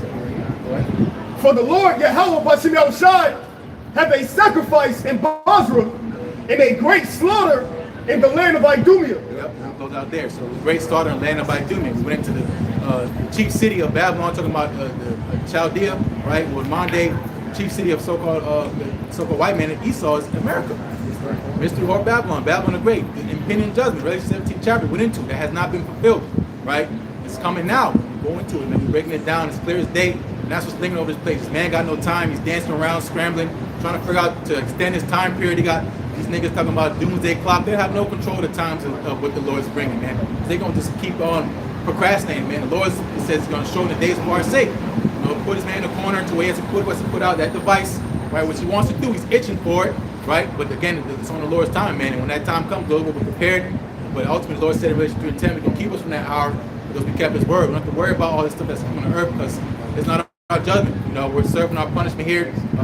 Fear and trembling, serving the Lord, trying to keep his ways. And this nigga's trying to make us be heathens again, you know, make us go backwards. He's talking about you're not Israelites, you're black. What are you talking about? Go smoke some blacks, you know, go do some new dance moves. No, man. Right. You know, we're Israelites, man. We're going to both proclaim that because why? Because the Lord put the Spirit on us to, hey, man, the Spirit bear witness.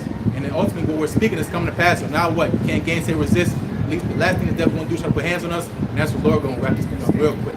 You know, correct. So pretty much that's it. So with that, those words be edifying. As always, when we about praises. Double honors again to the elders and apostles of Great Millstone. And peace and blessings, elect of Israel. Shalom. Shalom. Shalom.